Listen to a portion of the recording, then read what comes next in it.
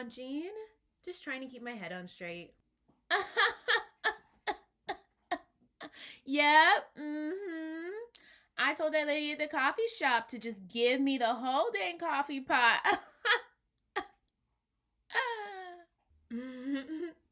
Yep, how are you, Aunt Jean? Struggling. Girl, I don't feel confident using this fancy Loom, Zoom, whatever it is. Working remotely, honey, for Aunt Jean just feels so different than working in that office. Have you thought about taking an improv class? Child, now why would you think I would do that? I need help at work. I'm funny enough as it is. Right? Yeah, of course, you are certainly funny, Aunt Jean. But improv classes can help develop other skills. Improv can help folks build confidence or just be better public speakers. Girl, I'm a working woman. I do not have time for a full 8-week class. You don't have to. The new training center blueprint allows you to take 1, 2, 3, or even all 8 classes. If you only have time to take 1 2-hour class, then you can sign up for that one. You can also bundle your classes and save money. Well, I do need more help. Plus, I have some hilarious jokes to share. Have you heard that classes start February 22nd and that folks should sign up ASAP if they want to reserve their spot? See, your mama didn't raise you right. Interrupting your elders. What did you say, Aunt Jean? Nothing, child. Where do I sign up? Well, Aunt Jean, just head to cscchicago.com. If you're still unsure, you can always schedule a time to chat with someone from the training center to help you figure out the best path. Okay, honey, I gotta find my glasses that I lost again. I'll see you in class, okay? See you in class, Aunt Jean.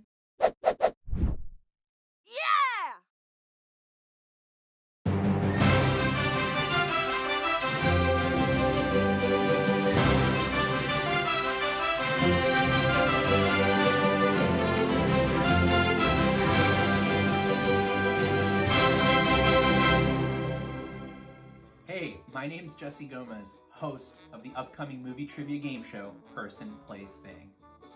It premieres Thursday, April 15th at 7 p.m. on the Comedysportz Twitch channel. My best friend Carlos Diaz created the game, and my buddy Miguel Lepe Jr. wrote it. And each week, I'm going to invite 2 contestants to test their movie knowledge. And you can play along at home as well. We'll give you the person, a place, and a thing from a movie, and you've got to come up with the title.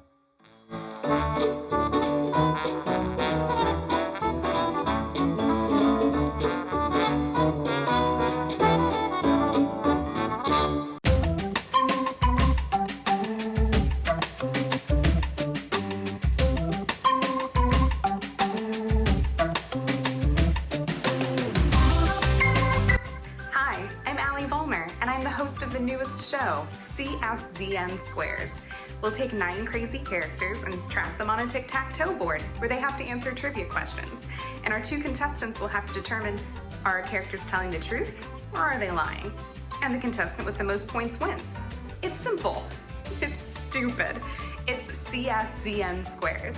You'll find us Thursdays at 8 o'clock following Person, Place, Thing, only on CSZN Chicago.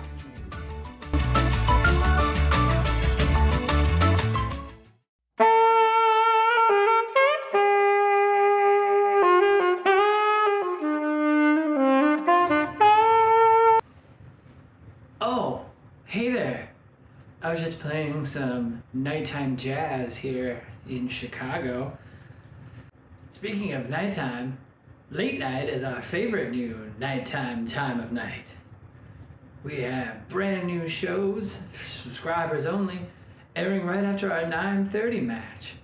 They're old throwbacks of classic 70s game shows like Super Password, $10,000 Pyramid, Card Sharks, and more.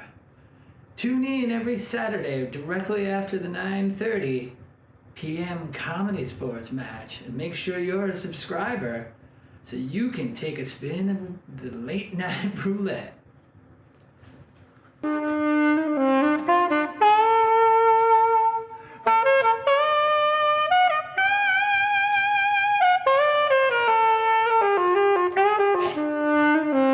this in 20 years. Hello, Gladys. Gladys Pumpernickel. It's me, Nana Hannah. You want my Nana. Hmm? Hannah, you're not my Nana. You're just Hannah. Oh, you're such a stinker, Gladys Pumpernickel. My fans on the Twitch call me Nana Hannah. It's my stage nom. Oh, you have fans? On the Twitch. You have Twitch?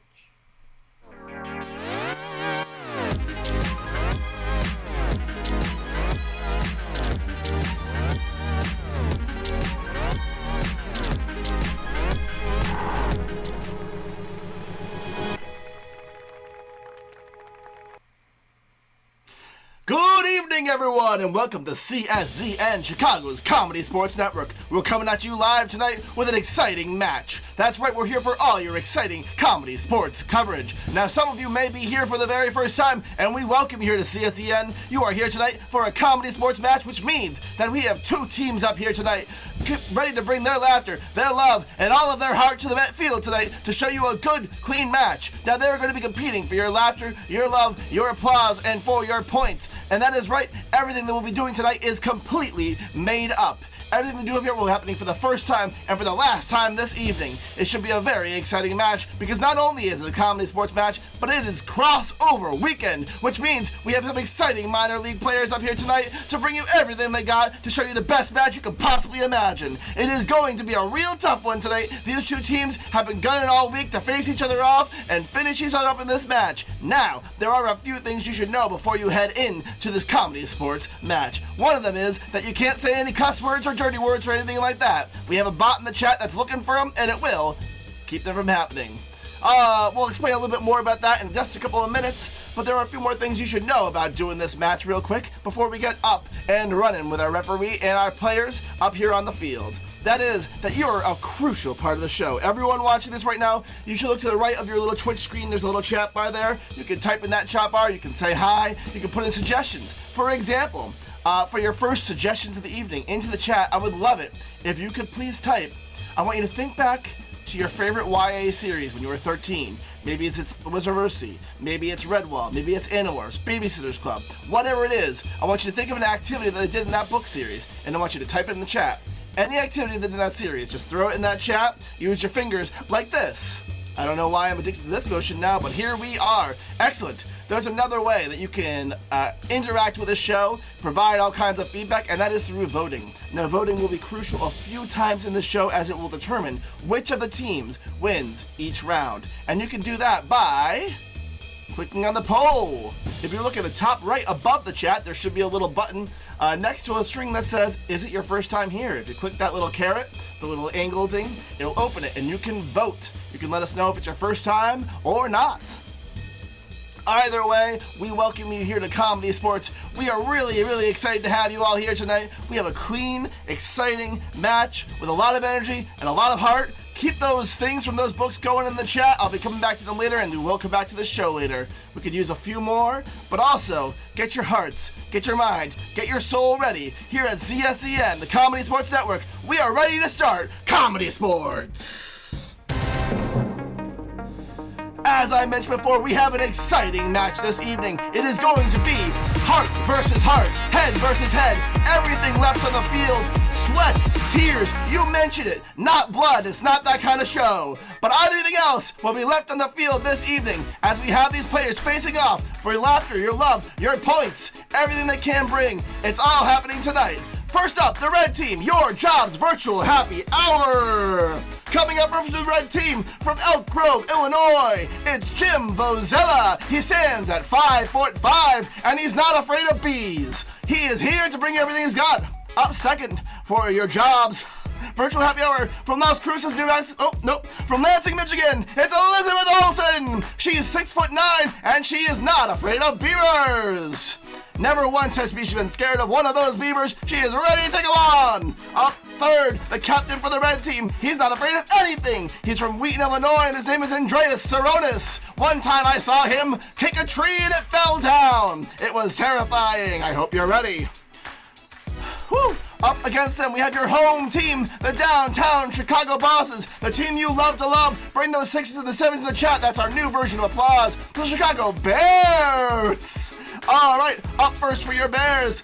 Now they're from Las Cruces, New Mexico. It's Taryn Gomez. Oh, nope, I had the order wrong. Yep, it's Joe Rodriguez from Waukegan, Illinois. Joe Rodriguez has once licked a leaf. Up next, we have an exciting player for you. All right, from Las Cruces, New Mexico, for real this time, it's Taryn Gomez. Taryn Gomez has set building to every fire that she's lived in. All right, your captain this evening, from Bethesda, Maryland, it's Kate Cohen. She owns every cat in the world. If you own a cat and think it's yours, it's not. It actually belongs to Kate Cohen. Now your referee this evening, arguably the most important person on screen, the one calling the shots. That's right. It's Girl Zelda. It's Allie Vollmer. Let's begin Comedy Sports. Todd, how's the breath? I am very excited to collect it now. Great. Otherwise, how are you tonight? Doing great, thank you. Excited to be here. Excited to see a good, match. Yeah, absolutely. I've only cried once today, which means I got to pick up the pace. Yeah, bring it on. I got more. Now, Todd, you did a fantastic job grabbing some of the suggestions up front from our loyal fans in the chat. But fans, this is Comedy Sports. This is comedy played as a sport. And as a sport, that means we have fouls. And there are two very important fouls that I want to explain to you right now. The first one is out of bounds. Comedy's for everyone. And if our players say anything that's like lewd, crude, lascivious, dirty, maybe I just don't care for it, a little too controversial for me, I will blow my whistle and call the player out of bounds. That team will lose some points depending on the severity of their foul, but any player that commits an out of bounds foul immediately has to leave the screen for the rest of the scene, song, or game. And trust me, the points might not mean a lot, but for actors, screen time is everything. The second foul I want to share with you is the technical foul. We're at the mercy of the internet, and the internet isn't always kind, and it doesn't always tell the truth. If a player forgets to come off mute, or starts stuttering, or is unable to complete the match in a form in which their technology is allowing them, I will call a technical foul, and they will also lose points from their score. And I'll probably make up some other form of punishment as well to make it. Ooh, I know. Get creative. I wore green eyeshadow today. Who am I? What's going to happen? I think anything can happen this evening. That's what I love about this. That's true. Speaking of anything great happening, I think it would be fantastic if our fans in the chat threw up some more of those 6s and 7s, as we say, captains to the screen. Bring on! Kate, Captain Andreas, Captain Kate. Kate, how are you this evening? Oh, I'm just doing wonderfully over here owning every cat in the world. I thought I had a cat. I don't. No, sorry, Oscar's mine. It is on loan. Yeah. A very gracious, at minimum 7-year loan. I'm allowing him to live with you. I appreciate it. Of course. Andreas, how are you? Hey, I'm just happy we get to do these kind of things still, I wish we could all be back in the office right now. It's not the same, but hey, as long as we can do this, it's kind of worth it. Yeah, good. Hey, we're all having a good time, all right? Yeah, that's Turn off your email, okay? What? You can get back to your email later on, all right? Oh, yeah, I logged off work early today. I got okay, yeah, you can get it in Monday morning, don't worry. We're just here to have a good time. Yeah, I wish I could afford Topo Chico, but I am too busy paying for all my cats. Oh, yeah, I understand. That's why, there you are, you're over here. Sorry, too much topo for this Chico. Too much topo. Okay. So we do want a coin toss to figure out who is going to pick our opening head-to-head game. And I'll be real, I've been playing a lot of Pokemon Snap recently. So we're going to go back and forth naming Pokemon. And whoever's the first person to take too long, stutter, stammer, not name a Pokemon, I will call you out. Now, plot twist, I played the first generation, the second generation, and then Shield and Sword. So there's a big knowledge gap for me, and that's going to be to your disadvantage. So we're going to start with Kate going back and forth naming Pokemon players. Are you ready? Yes. Yes. Go. Pikachu. Jigglypuff. Dragon Chew. Charmander. Umbrella person. Monster. Raichu. Not in my generation, Furker. Well, look, hey. That is correct. That was correctly pronounced Drampa. That is a grandpa. Drampa. That's what I meant to say. Yeah, it's So, okay. unfortunately, Kate, you did not name. You picked one Pokemon correctly. So, Captain Andreas, you get to pick. What game are we starting with this head-to-head? Wow. Listen, I'm just really looking forward to the virtual talent show. So I think we should start some singing with a little Pass the Mic. Pass the mic. Absolutely. Let's get those teams on the screen. Loyal fans in the chat, do me a favor, throw in some one-syllable first names and words. That's what I'm going to need for Pass the Mic. And you are about to see our players sing a little bit for you and rhyme a little bit for you. And they're going to be going back and forth, red, blue, red, blue. If at any point they don't rhyme, repeat a rhyme, I am going to call them out and they have to leave the screen. The team with the last player remaining gets a big 5 points to their entire team. We are going to number our player. Well, let me grab the suggestion first. Let's get. Oh yeah, Pearl. I love that. The word or name Pearl, and we are going to go. Put your fingers up when I give you your name. Kate 1, Jim 2, Taryn 3, EO 4, Joe 5, Andreas 6. So, Kate, we're going to start off with you. The name word is Pearl. Players, are you ready for this game of Pass the Mic? Oh, yes. Yes! I found her in an oyster. Her name is Pearl. Pass the mic. Pass the mic. I wore a shoe. They are a merle. Pass the mic. Pass the mic. Ate too much lactose. I'm gonna hurl. Pass the mic. Pass the mic. I walked outside and saw a squirrel. Pass the mic. Pass the mic. I like to do a twirl. Pass the mic. Pass the mic. But I'm working on my bicep. I got a curl. Pass the mic. Pass the mic. Here's a flag I will unfurl. Pass the mic. Pass the mic. Like a wild animal, I am feral. Pass the mic. Pass the mic.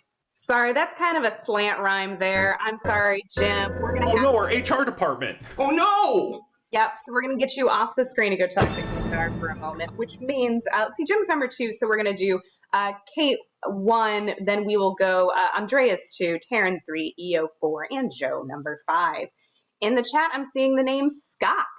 So, Kate, we will start it with you, and we'll go with the name Scott. Let's kick up that energy, y'all. Ooh. Well, you know he's great, and his name is Scott. Pass the mic. Pass the mic. Pass the Pass mic. the mic. Checking my captcha. I'm not a bot. Pass the mic. Pass the mic. The salad in my fridge is gonna rot.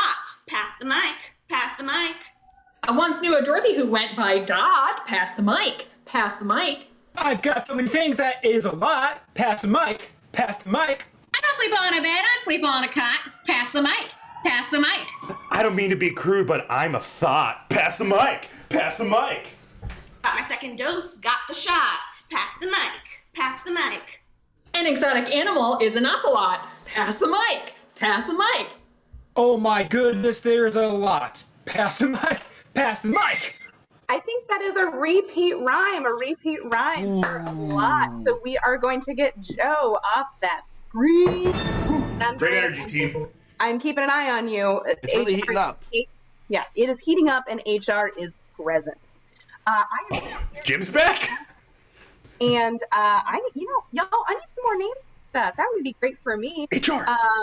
I do see the name Tim. The name is Tim, and we're going to adjust this a little bit. Andreas 1, Taryn 2, EO 3, Joe 4, and Kate 5. So Andreas, we're going to start with you with the name Tim. We got this beat. Let's do it. It's my favorite Dickens character. It's Tiny Tim. Pass the mic. Pass the mic. Gonna pump some iron at the gym. Pass the mic. Pass the mic. Stuck my neck out, went on a limb. Pass the mic. Pass the mic. The only milk I drink, you know it's skim. Pass the mic. Pass the mic. Oh, my favorite Gene. It's a slim. Pass the mic. Pass the mic. You see this arm? It's called a limb. Pass the mic. Pass the mic. Another repeat rhyme, whether it's a tree or the human body, we got too many limbs. Too many limbs and not enough Tims. If we win this, we're all getting bonuses. We're gonna check with HR on that one, and we're gonna check. Yep, perfect. Ask HR. HR?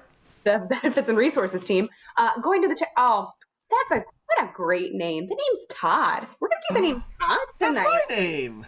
EO number 1, Kate 2, Andreas 3. So Elizabeth, when you're ready, let's kick it off.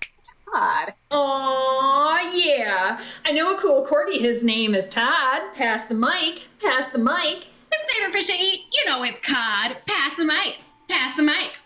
Ooh, yeah, I want that bod. Pass the mic. Pass the mic. Philo broke up with a rod. Pass the mic. Pass the mic. I don't walk, you know I plod. Pass the mic. Pass the mic. Oh, yeah, I'm gonna fraud. Pass the mic. Pass the mic. Always taking the road less trod. Pass the mic. Pass the mic. His second favorite fish, you know it's scrod. Pass the mic. Pass the mic. Ah, blood. Pass the mic. Pass the mic. You knew it as soon as it came out of your mouth. Yeah. I want to be a transparent CEO. I can't just, I should have been called out earlier. You're very transparent. Leave my screen. All right. Then we're to Mike Passers, Kate, and Elizabeth. Which one of you wants to go first for our next and final round? I'll go first.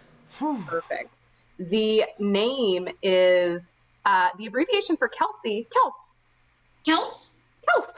Kels. Great. So players, I want that energy, I want that speed, and I want some rhymes for Kels. Let's do it.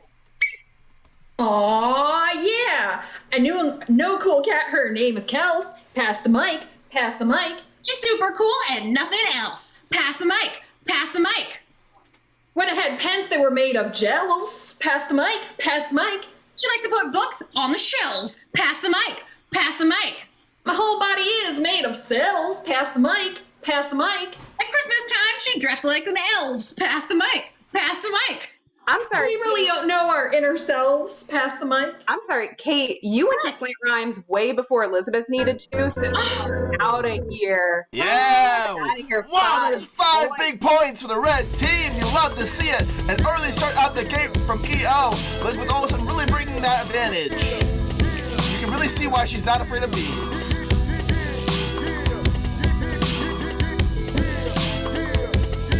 Todd, I'm understanding when we start have to go slant, but Elizabeth still had rhymes in the rhyme bucket. Proper rhymes, no F's or Proper VEs rhymes. needed. Proper rhymes. So with that, I do want to get Captain Andreas to the team. Ooh. Now that's synergy, Allie. That is synergy. I have been dealing with a lot of corporate characters lately, and it's very, very, very tough. But It's tough. We'll make sure we level set the rest of this round for you then. All right, I appreciate it. Oh boy, Fantastic. what game do you want to play with just your team? Well, at this local startup, we're trying to go to a growth stage type company, and we wear a lot of hats. So we take on a lot of personas, and we carry voices. So we're gonna play the game of new voices. Ooh, fantastic. So players, to the screen. The suggestion I would love to hear from our loyal fans in the chat is, where's a place that you visited on like a grade school field trip? So where's somewhere that you went on a grade school field trip? The game of New Voice is amazing. At any point during the scene, I can blow my whistle, say a player's name, and New Voice. And they will have to adjust the type of voice that they are using for this scene. Lovely. So let me get over to my chat here. There's some fun ones going in there. Yeah, I'm liking to see that the different types of schools that we all went to, because I was definitely a bowling alley school. That was like... we were like the same museum all 4 years of elementary school.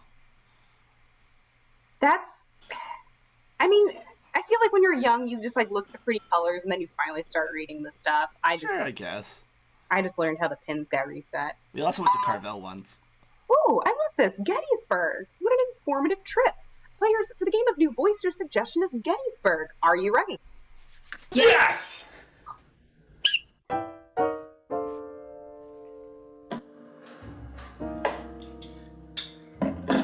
We really have to do this reenactment in front of all these children? It's the only way they'll learn. If they don't see the bullet holes in the trees, how will they know? It's wild, you see. Reenacting the tree in a Gettysburg reenactment, I feel like I'm beyond excited. Jim, new voice. You see, I'm going to be a tree for the 100th anniversary of the Gettysburg reenactment. You know what, Christopher? You play trees so well, it makes me want to stop being an actor. Good. I could go into the woods and become a tree because of you. Elizabeth, new voice. I wish I could become a tree just like you did. Mary, you and I will just do our own two-person show. If Chris is just gonna stick around and only do one character super well, which is a tree. Whoa, are you crying? Jim, new voice.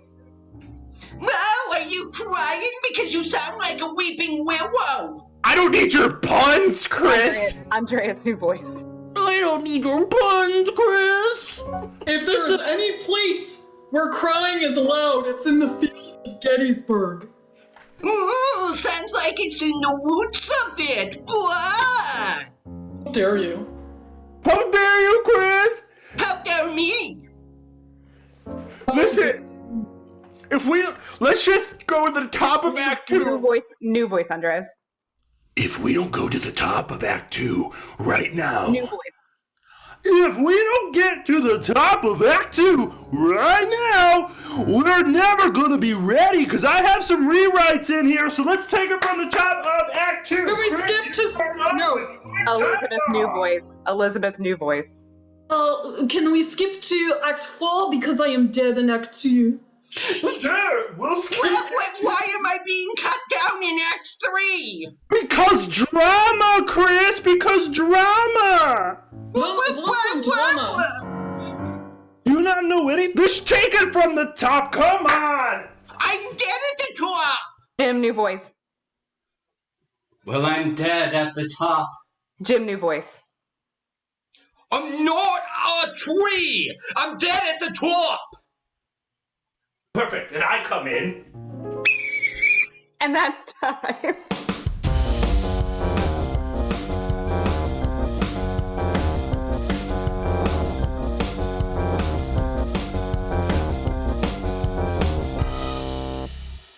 I have to agree with the chat. Top Gun, my introduction was Kings Island as well, and my favorite thing about Kings Island is they kept the rides but had to lose all of the Paramount Studios names for the roller coasters. So Top Gun just went like Top Ship. There's a great Defunct Land about that, actually. Wait, what? It's a YouTube series about defunct roller coaster rides and stuff like that. Ooh, I'm in. Fans, keep that game locked in your head. I'm sure those voices are still echoing inside your skull as we speak, as we bring up Captain Kate to the screen. Well, hello. You know, over on the Eastern Seaboard, we had King's Dominion. Yes. Yes. And I didn't know about the Paramount stuff, but it makes sense because there was a Wayne's World ride called the Hurler. That's great. Yep, that's absolutely the Hurler and all kinds of other stuff. The Shockwave, the Anaconda, the I don't know. My sister is in the chat. What are the other ones? But yeah. I mean, if it's anything that we've learned from Big Yellow Taxi, it's you don't know what you got till it's gone. It's really true. I think it's still there, and I would be nervous to ride any of them now. Absolutely. They were falling apart in '93. Gosh. But don't be nervous now, because I want to give you an opportunity to play a game with your team. Sorry, can I just say my sister said the Scooby-Doo coaster, which nearly killed our mother from fear, I will say. And it was a child's roller coaster. That's it. Sorry. Yep. Yeah, I can't imagine the Scooby-Doo roller coaster being like the 3-flip triple vortex. It was very small. But that said, you know, this has gotten me thinking about things that we are all experts in. So our team would really like to play Panel of Experts. Absolutely. Let's get the team to the screen. And fans, special request from the blue team. They would love if their characters are inspired by your suggestions.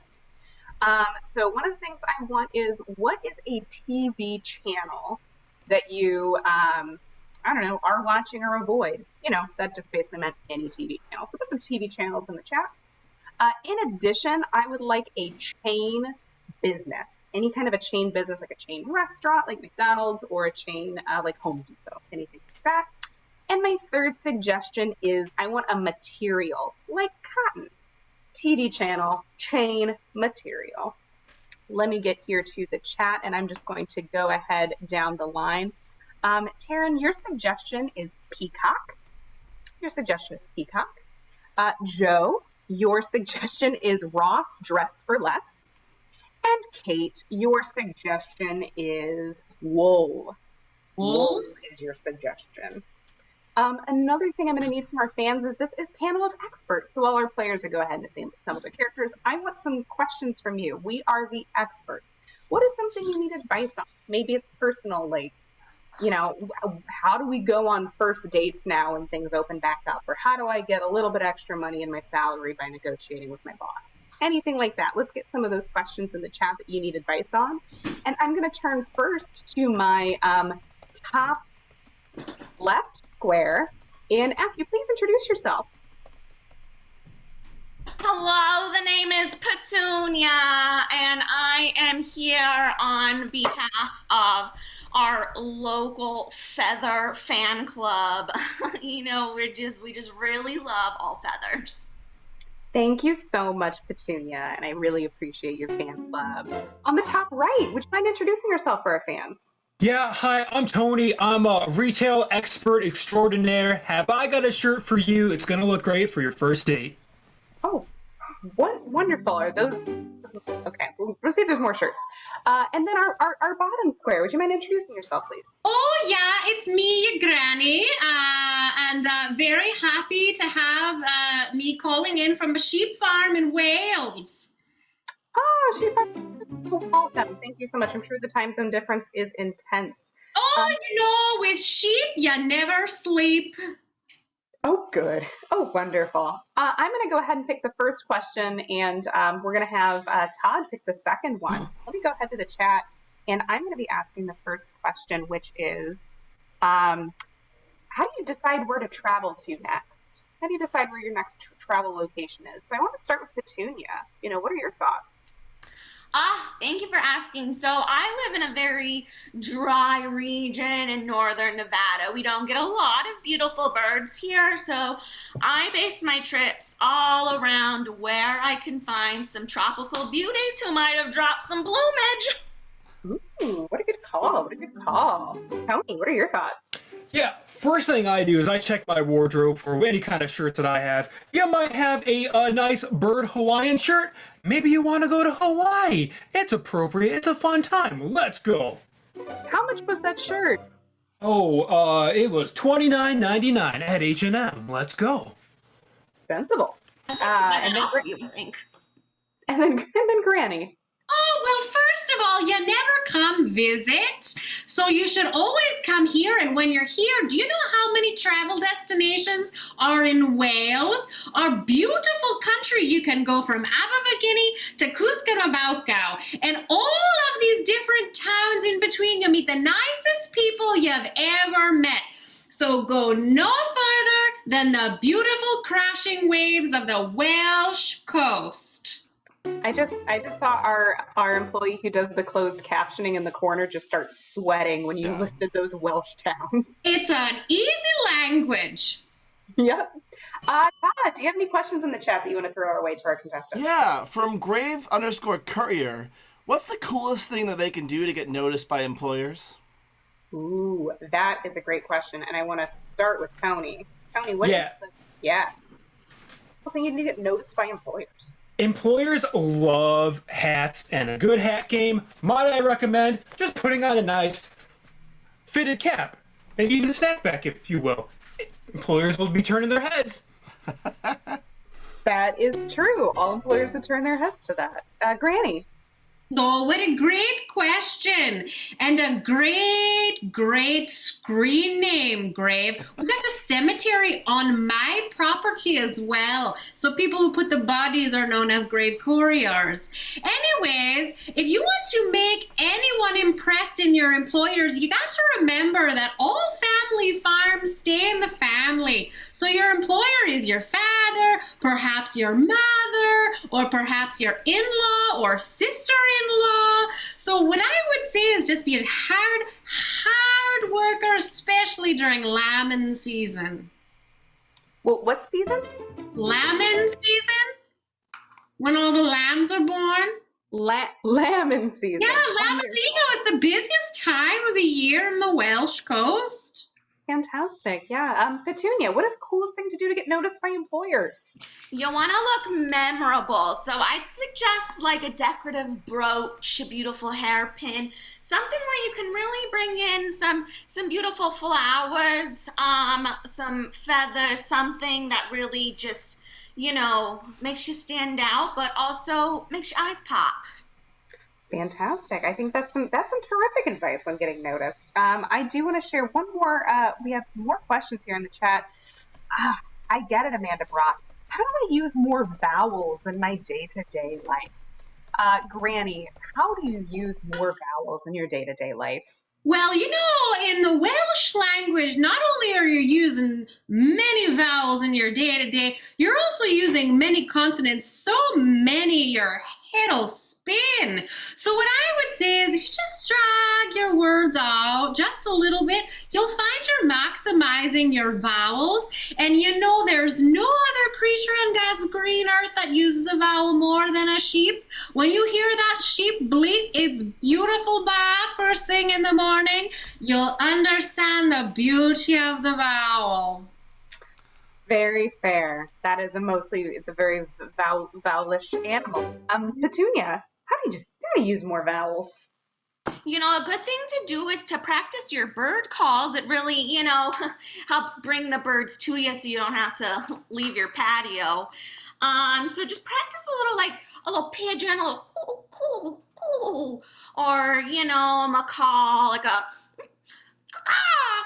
oh, sorry, that was a little more crow, but you know, just birds are great with their vowels.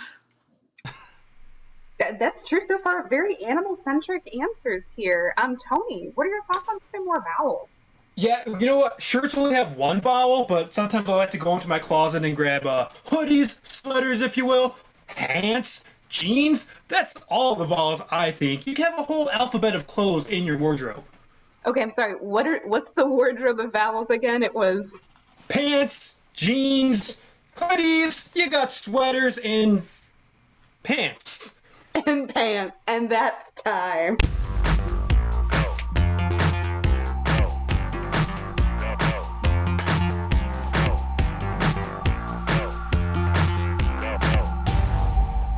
All right. Oh, is it not going? Come on.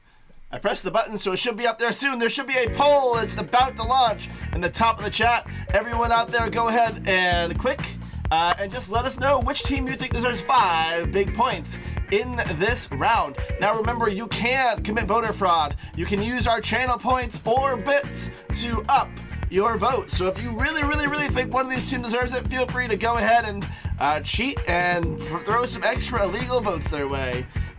Also, when you finish upvoting and you have a second, you're like, I'm just relaxing my laurels here. I've already done it all. Well, here's something you can do. If you scroll down below, you can take a look at our schedule, which shows you when all our shows happening. That's right, we don't just have Comedy Sports. We also have CSE Squares, and we have our late night show now, and we have Among Us, among other things. You can also check out our Discord, which is a little chat where you can put all kinds of words in there at each other and say things.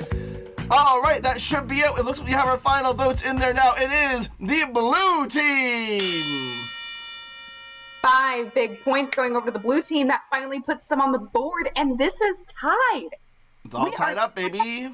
For this match. Oh my goodness. Captain Kate, how are you feeling coming into that?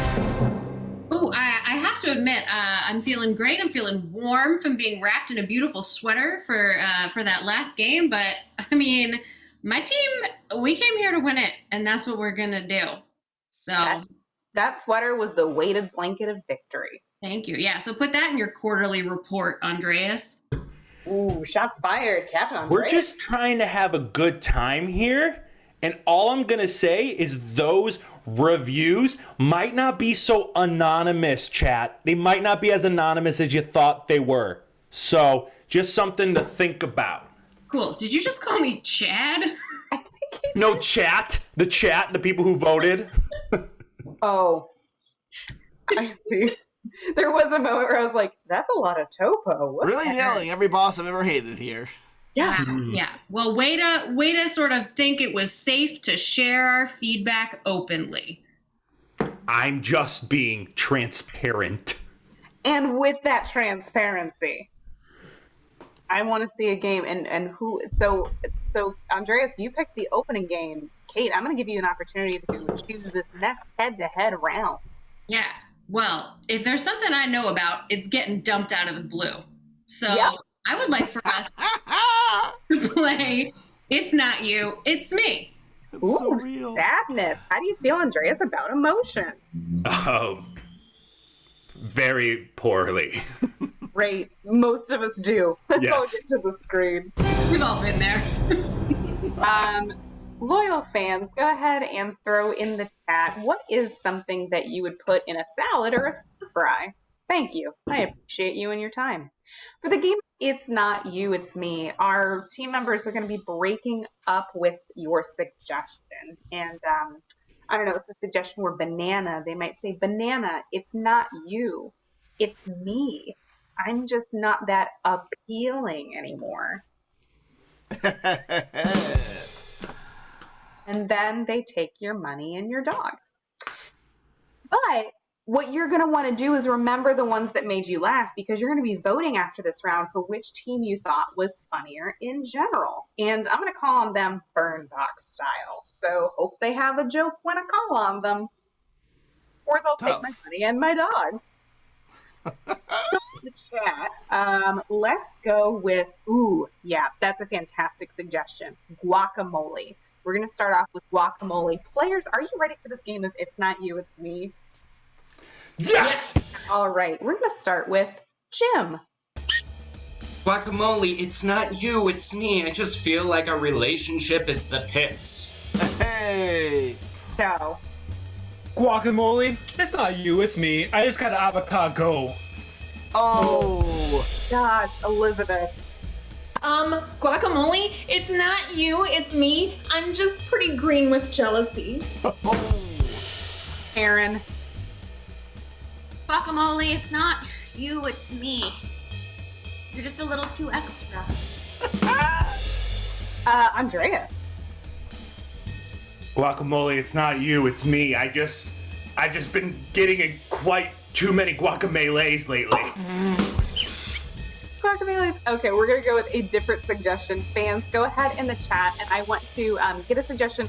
What is an occupation we will never replace with robots? And in the meantime, your new suggestion is soy sauce, and we are going to start with Kate with a suggestion of soy sauce. Hey, soy sauce, it's not you, it's me. I'm breaking up with you, so sushi. Elizabeth. Soy sauce, it's not you, it's me. This is happening, okay? No need to be salty. Joe. Soy sauce, look, it's not you, it's me. I think we just need to put this relationship in rice. Aaron. Soy sauce, it's not you, it's me. And I'm wasabi. Jim. Soy sauce, it's not you, it's me. It's just, I feel lost no matter which way I put it. I feel like I'm caught in a little packet. Your new suggestion, players, is a Food Network chef. Food Network chef, and Andreas will kick it over to you. It's not you, Food Network chef. It's me. I'm just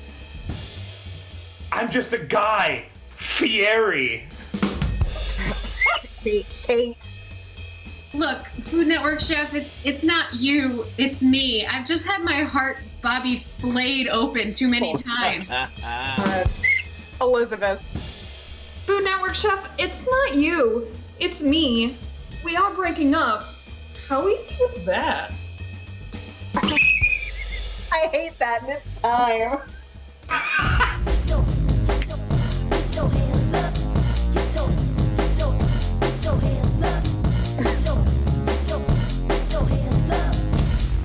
All right, that poll is live. You vote the same way as last time. Go ahead and go up there and give your points to whichever team you think deserves those 5 big points and the lead in this match. Once you've done that, you're on a little vacation. I'll put you back down below to those links where you can check out our merch. You can buy all kinds of shirts and or shower curtains.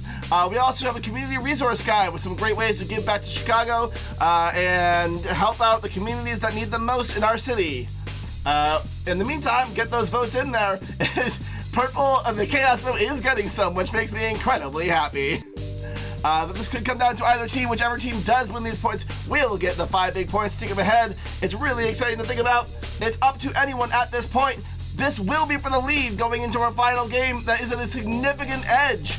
Every point matters at this point, and it is going to go to the blue team! 5 points to the blue team, 10-5, favor of the blue. Whoa! 10-5 in favor of the blue team. This match has taken a turn. Wow, dang. Captain Andreas, how are you feeling with that? How am I feeling? I feel like we're going to file for bankruptcy soon. Oh, such a disconnect with your fans. Captain Kate, how are you feeling? I mean, I'm feeling really positively reinforced and energized and motivated, both intrinsically and extrinsically. Basically, the points of the friends we made along the way. True. Now, at this point, we are going into our most difficult game, which is 6 things. Now, there is an opportunity for the blue team to take an astronomical lead or for the red team to come fighting back. But I do need to know, who are we sending out of the room to guess for this game? As the person who came up with this bit after a full work week and probably needs to go rethink that, I will be the one guessing for my team. I appreciate you, Captain Kate. As a person who has been just shamelessly enabling this bit and feels bad about it, I will also be dismissing myself and guessing for my team. All right, both of you are going to be separated into different focus rooms, and it'll all be great. Loyal fans, you are in for a treat. We're about to play the game of 5 things. Todd, as a heads up, I'll be getting the suggestions for 1, 3, and 5. If you wouldn't mind helping me out, 2, 4, and 6. I'd love to, thank you. So I believe coming up on the screen, we're going to be getting some suggestions that, guess what, we already got from you at the beginning. And that first one is make potions. So I need 2 things from you, loyal fans. The first one being, if I say coconut, what's the next thing you just thought of? As well as, what's something that's just too hot to touch with your hands? All right, I'm going to poke over here in the chat and see what we have here. Ah, perfect. So we're making potions, but instead of like the liquid itself, it is pineapple. So the potion is pineapple. Excellent. Yes. All right, for our second activity, which is... Oh, sorry. I'm going to get another suggestion, though, for making potions. I'm so sorry. You're good. I'm going to turn it up. You're going to be wearing something, and you're going to be wearing lava. So we're making potions. The potion is pineapple, wearing lava. Now I'm going to toss it over to Ted. Excellent, thank you. May I please have in the chat, the activity is riding the L. May I please have, what is an anime character that you would like to punch? And then may I also have, what is the worst thing that a witch could turn you into? So the things we are looking for in the chat right now are an anime character you want to punch, and the worst thing that a witch could turn you into. Oh, scrunchy on my wrist. All right, scrunchy in all of our hearts. I am seeing more things that we badly turned into than anime characters. So it's all coming together, but keep them coming real quick. I'm going to pull them in just 1 second to see what else comes in here. Excellent. A lot of good things coming in here. It's okay, Mark. Wark Milder. Has it always been like that? Anyway. I know. All right. Okay. We have a lot of insistence that it's going to be Kirito. So, you were writing the L with Kirito. Kirito. Get those Googles out, Red Team. And you yourself, you are not a person anymore. You are now a dog bone. Perfect. I love that. For our third activity, changing into an animal, anamorphing as it will. I would love a suggestion of an international celebrity, somebody that is renowned throughout the world, international celebrity, as well as something specific that somebody who works in a job would wear.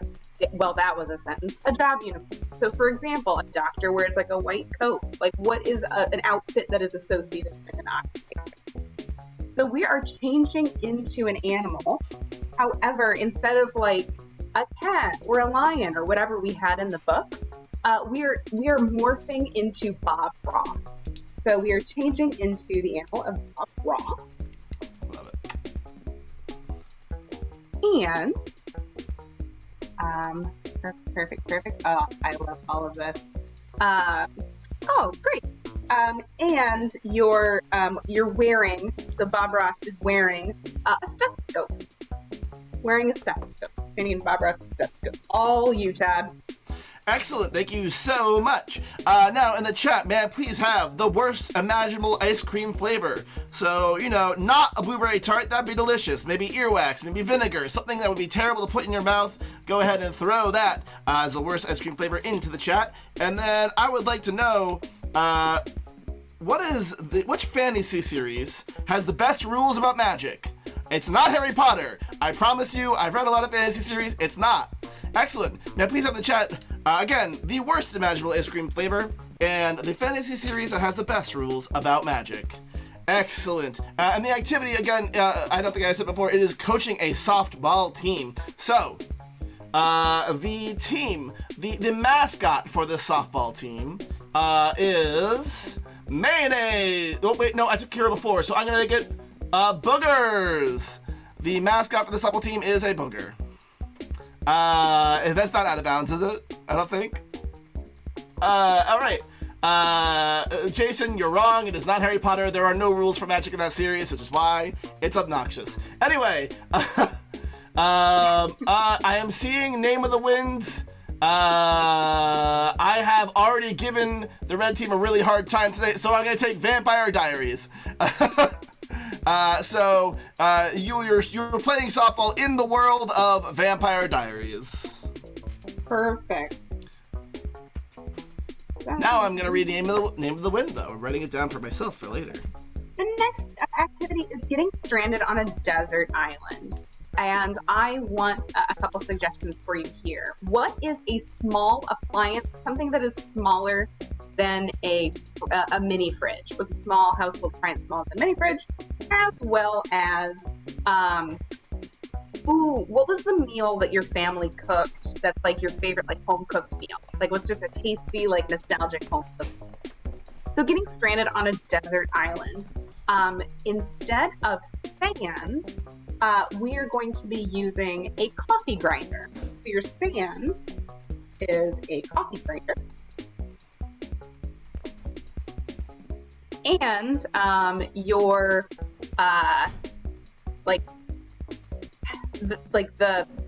your like SOS, like your signal for help in whatever way that is, your signal. Oh, is a brisket. Brisket, absolutely. Your signal is brisket, which it should be. Of course. Excellent. In the chat, may I please have, where is someplace that teens would trespass after dark? Teens? And what's an idea that you love to have arguments about in the shower? Teens? Still teens. Once again, that's where is someplace teens would trespass after dark, and an idea that you would that you have arguments about in the shower. Excellent. Oh, a lot of great things for this location. I am going to take the Old Mill. So they are hosting a baby parade at the most baby-safe location imaginable, the Old Mill. And then this baby parade is at a very this baby parade is all the babies are not babies. They are socks that are also gloves. It's the last thing. You can be as polite with that one as you want, Allie. But it's socks that are also gloves. I will not be apologizing after this game to anyone. Thank you. Yep. Don't apologize if you don't mean it. Fans, give yourselves some 6s and 7s and some emojis in the chat because that was a lot of great suggestions from you. Now, what are we going to do with them? It'd be great if I explained, but I won't. Oh, but now I will. Okay. Yep, I will. No, it's fine. Okay, thank you. Playing the game of 6 things. In a moment, we're going to be getting Andreas and Kate back into the room. They have no idea what these things are. They're going to be relying on their teammates to get them to guess the full activity with the replacement. They're going to be using mime, which is just, I'm sure you're familiar, and gibberish, which again, if you've ever been in a relationship, also familiar. It's a non-English language. They have 90 seconds to get their captains to guess these activities. At the end of 90 seconds, no more clues. They have to give their final guess. If they're right, 5 points to them. If they're wrong, the other captain, who's been watching the whole time, gets an opportunity to steal and guess. We are going to be having, if you're keeping score at home, our blue team is going to be doing the odds and our red team will be doing the evens. I believe our players are back in the room, so I want to say hello. Kate, final thoughts before we go into this round. I mean, I'm ready to rock. I'm ready to take this all the way to the end of Q4. Andreas, any thoughts going into this final round? Yeah, if I lose, the company's shutting down. But if I win, we're all getting bonuses. So think about that while you guess. This is a volatile company. Guess what? We don't need bonuses. What? We get our satisfaction elsewhere. Friendship. Peter? Nope. All right, players. We are about to start with thing number 1. I believe we have it up on the board. 90 seconds on the clock. Todd, keep me honest at that time. Joe and Taryn, are you ready to rock? Ready. Perfect. Check that mute button. We are good to go. No technicals here. And players, begin.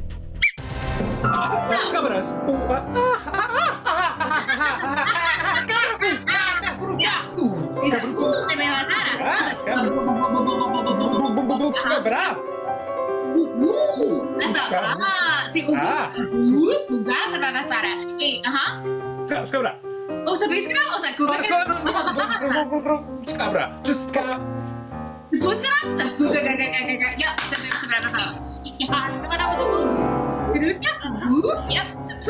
One minute.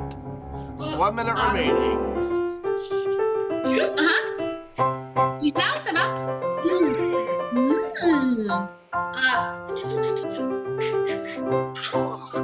Awesome. Oh, I see this is awesome. Ow, I see. I said, cook, I say, I said, yeah, so keep that. Skabrakuka, ufa. 30 seconds. 30 seconds remaining.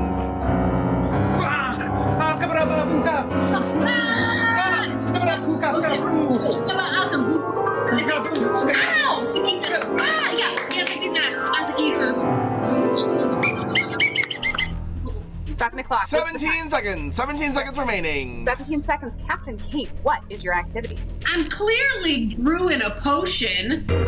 My potion is a pineapple, and I'm wearing a bunch of lava. 5 points to the blue team. Yeah! 15 seconds to spare. Taking on over to the red team to get to the screen. All right, we have Jim and we have Elizabeth. Are y'all ready to rock? Yes. Yeah.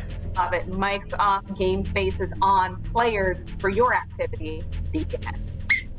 Misha! Chuga, chuga, chuga, chuga, chuga. Bing. Sudah berkata.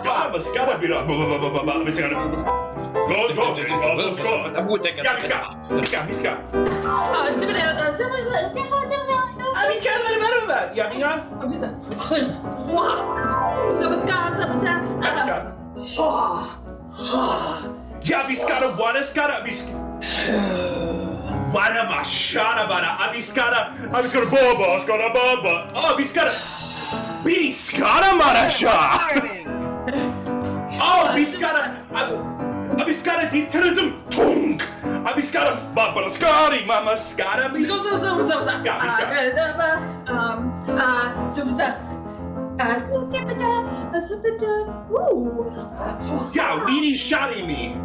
Yeah, Miska. Yeah, Miska. 30 seconds. 30 seconds.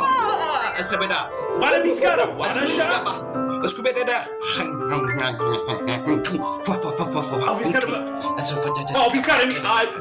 Biskada wada shada. Biskada kiki na mana skinky. Oh, wada, please. 14 seconds remaining. 14 seconds. Andreas, what is this activity? I'm riding the L. Yes. The person I'm commuting with and talking to on the L is a mage warrior, and then what I'm wearing is a bone, baby. Ooh. All right. You know what? What was the time again? It was 14 seconds? Yes. All right. I'll give you bone because I want to give all 14 seconds to dedicate to the individual. Todd, is he close? Kiro, is he close? Just give this 1 or 2 seconds for the person who gave it to let me know. I've never seen it. Perfect. Well, then we're gonna wait. We're not gonna wait for the delay. It feels in my wheelhouse. I'll just shout yes or no when we get it. Perfect. 14. It is in your wheelhouse for sure. 14 seconds in Andreas's wheelhouse. Maybe not the others. Left. Yes, it is. Yes, you were close, Andreas. Great. Perfect. Who's that big cat together? Yeah, he's got it. I was gonna ball it. Where? Yeah, he's got it. But Scott,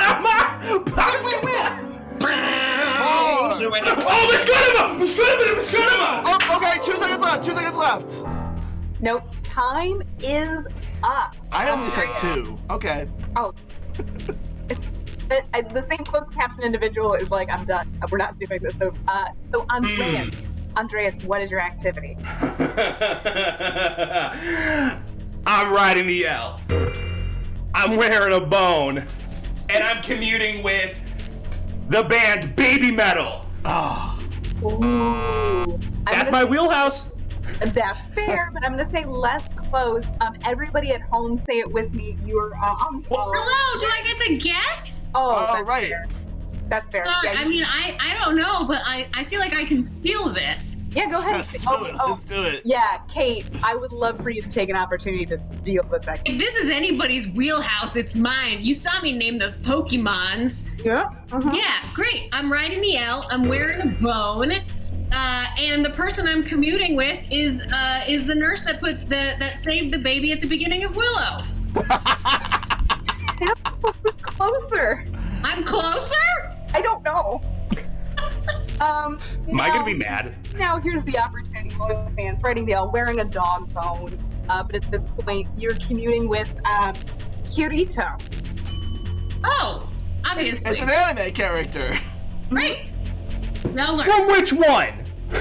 Baby Metal. Sword art. Art sword? I looked it I up. don't watch sword art online. Eebs. I dabble in my manga and my anime, and then when I searched it, I was like, this isn't real. This is who we need to be focused on. Monkey D. Luffy. Next. Blue team, this is your opportunity to shine. We have thing number 3. Blue team, are you ready to rock and roll? I mean, yes. 90 seconds, let's kick it.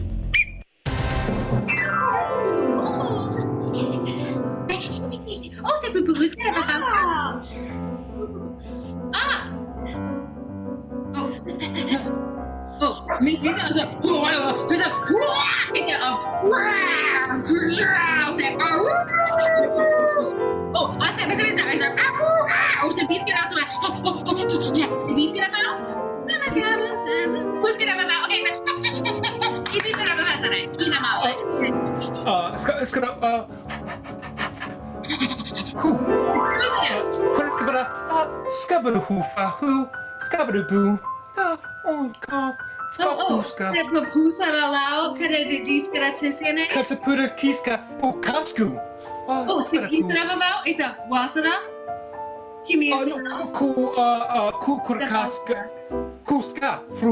Oh, tequila la mosa.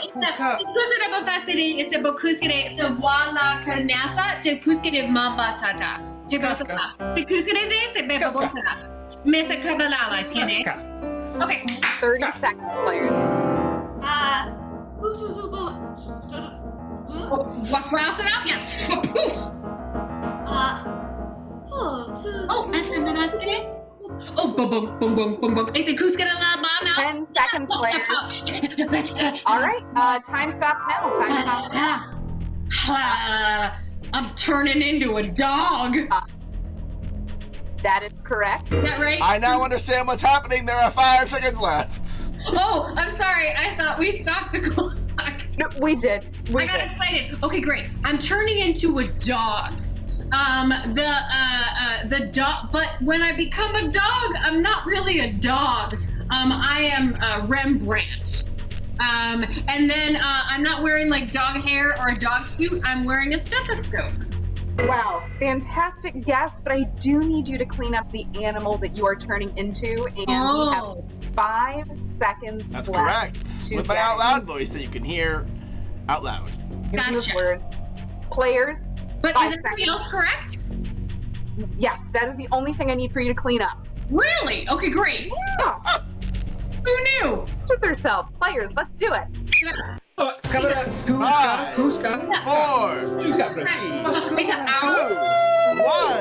One more time. But like, all right, that is it. That is it for our clues. Kate, great. One more time. What are you doing? Well, you know, I'm turning into a wolf. Right? I'm turning into a wolf. And I'm wearing a stethoscope, but when I turn into a wolf, I'm not actually a wolf, I'm Da Vinci. I'm sorry. That is incorrect. But you wish it was true, right? It wouldn't be the worst, but Andreas, I mean, I'm gonna say this is in your wheelhouse, but at this point I'm just using filler words. You have an opportunity to steal. I'm turning into a wolf. I'm wearing a stethoscope. And my wolf is Bob Ross. You are correct. 5 points going to that red team. Let's go, baby. We're all getting bonuses. Going into thing number 4 with such an amazing. We got the red team back on the red team tracks. 90 seconds on the clock. We have our 4th activity. Players, are you ready? Let's do it. Abiskara mara shara para? Yeah. Oh, abiskara wada skara ma? Abiskara wada shara. Beanie skara wada ma? Abiskara tunk. Who's habara? Yeah, abiskara ha ha ha ha ha ha ha.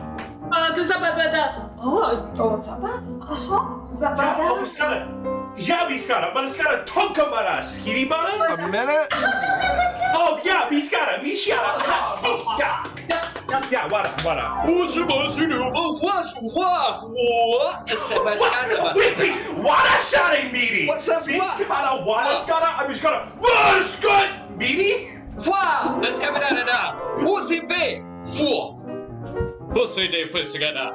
I'm just gonna about to say about who did it, Baba? What? Forget the what? Minute? Mara shara, abiskara. 30 seconds. Bling. Yeah, abiskara, yeah. Mara. Abiskara, Viskata, Wada Shada. What's up, Kadabla? So, Yeah, you got it. 10 seconds. Who's Gabada? Oh, Viskata, Wada Shada. Viskata, Wada Shada. Viskata, put it. 4 seconds. All right, 4 seconds on the clock. Andreas, what are you doing? I'm playing T-ball. My coach is a booger, and then my I'm wearing the Vampire Diaries. Desa Fortunatamente, which is Spanish for unfortunately, you will have to clean up your activity. Okay. Booger is correct, but not what the modifier is, and right. you will need to clean up your Vampire Diary clue as well. 4 seconds. Vampire Diaries, right? Yeah, thank you. Why shut him up? Go. 4, 3, 2.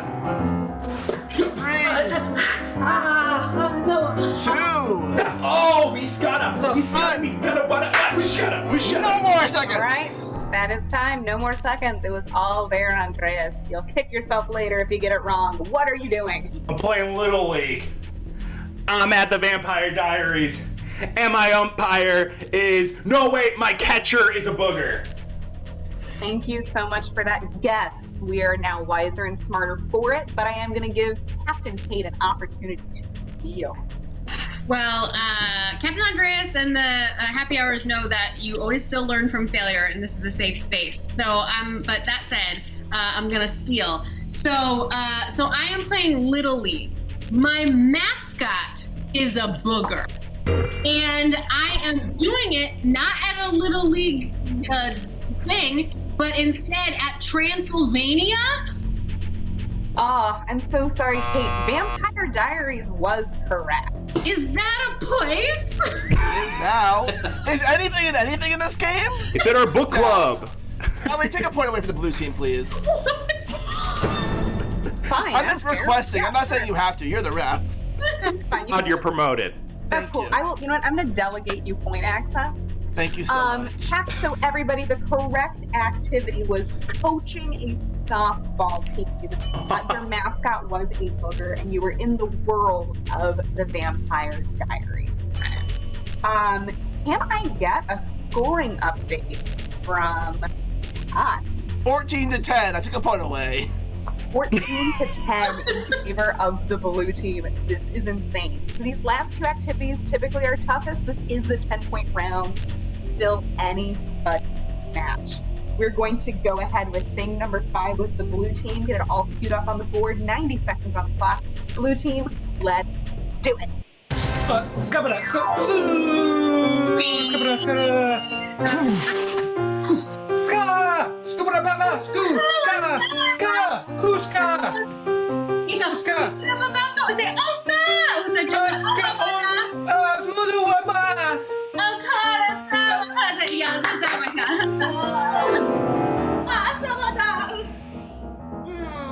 Oh, say, wow, it's a good masada. Yes, it is a food store.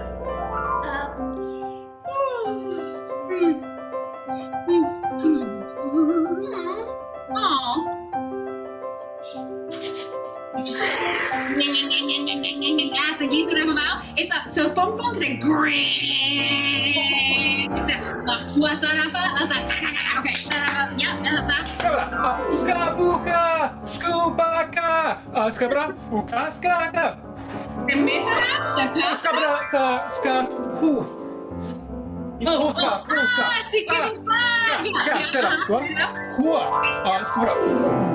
30 seconds. 30 seconds remaining. Kuska.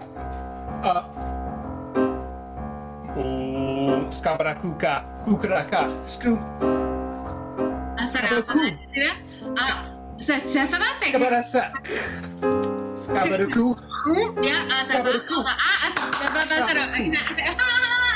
All right, well, we got time on the clock. 10 seconds. Well, Even. Nita. 10 seconds. Captain Kate, what are you doing? I'm getting stranded on a desert island with Dr. Jack Shepherd, I hope. And the sand is not sand, it's a bunch of coffee grinders. And the sign that I'm holding up that's like, help me to a passing by plane is a slab of meatloaf. Ooh, very close. I will confirm your activity in your sand is correct. We have 10 seconds to clean up what your signal is. Players, let's see it. Oh, okay. I'm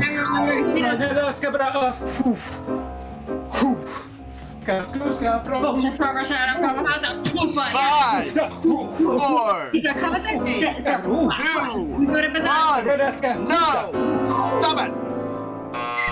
Time is up. Kate, the whole thing, top to bottom. I got it. No, Taryn, we're doing it. Yeah, I'm getting stranded on a desert island. The sand is a whole bunch of coffee grinders, but the signal that I'm using is a whole bunch of 4th of July smoked meat, baby.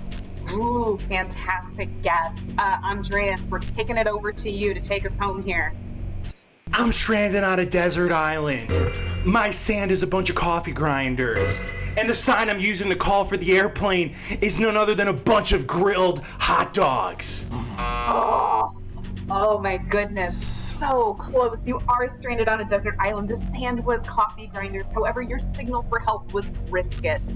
Oh! Brisket is what I was looking for. I love a brisket.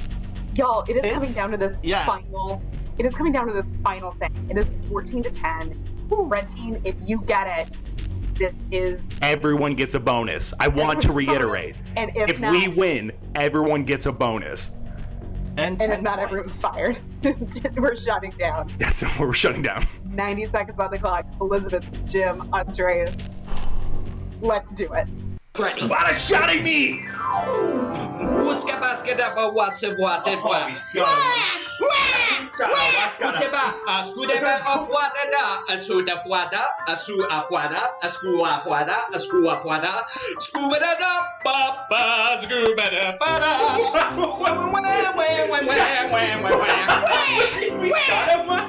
Abiscata wada shut up Abiscata. Abiscata me? That's the first thing that one. Yeah, he can't I shouting me. Hey, cosa para What is Scooty?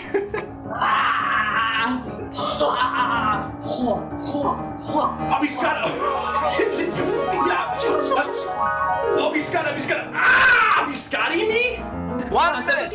1 minute remaining. Gotta be. Abiscata. What is gotta? Biscata.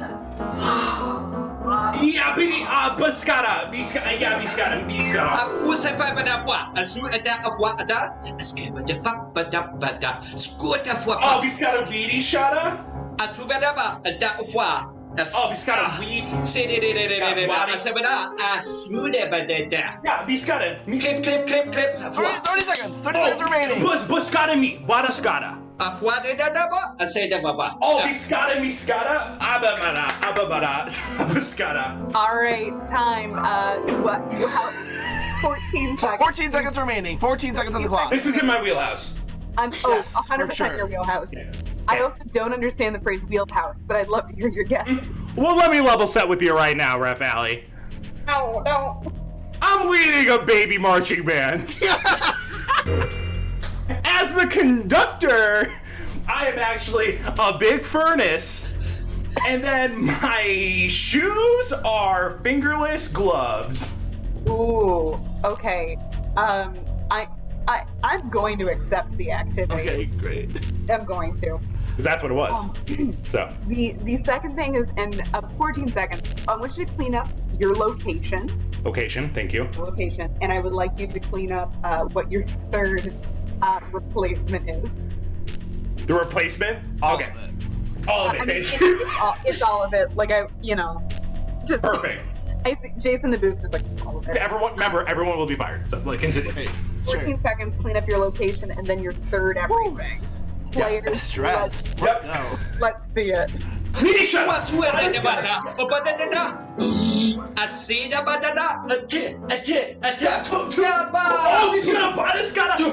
Weedy potty ski? Yeah, oh, we got. 3, 2, 1.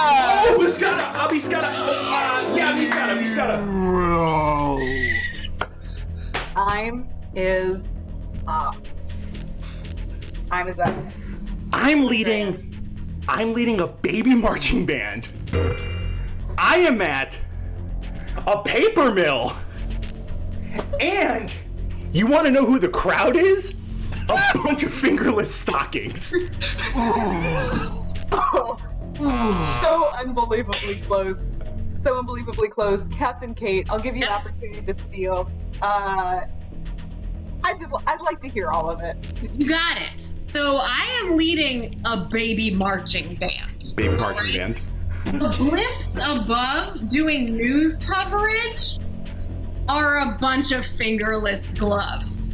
And I am doing it not down a city street, but in a giant wood chipper. Both fantastic guesses. Fans, say it with me. You're hosting a baby parade. The babies are socks that are also gloves. And you're the old mill. We're so close! We're so close! Unfortunately, not close enough, which means the blue team wins 14-10. I quit. That is a great win for our blue team once again. We want to thank all of you for coming out to Comedy Sports. Please stick around. There'll be another show in 45 minutes. But to prepare for that, first we gotta say goodbye to this team that was already here. The red team did try their best, but they couldn't quite cut it. I guess this virtual happy hour is coming to a close. For the red team, we have Jim Bozella,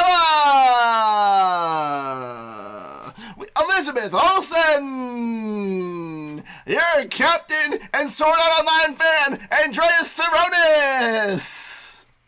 Your winners tonight, the blue team, was Taryn Gomez, Joe Rodriguez, and your captain tonight was Kate Cullen. They took it home, but we couldn't possibly do this without your referee tonight, girl Zelda Ali Vollmer. On stage management tonight was Jason Geist. Your keys tonight was Ryan Mira. I've been Todd Page. Thank you for tuning in to CSZN Chicago's Comedy Sports Network. Have a great evening.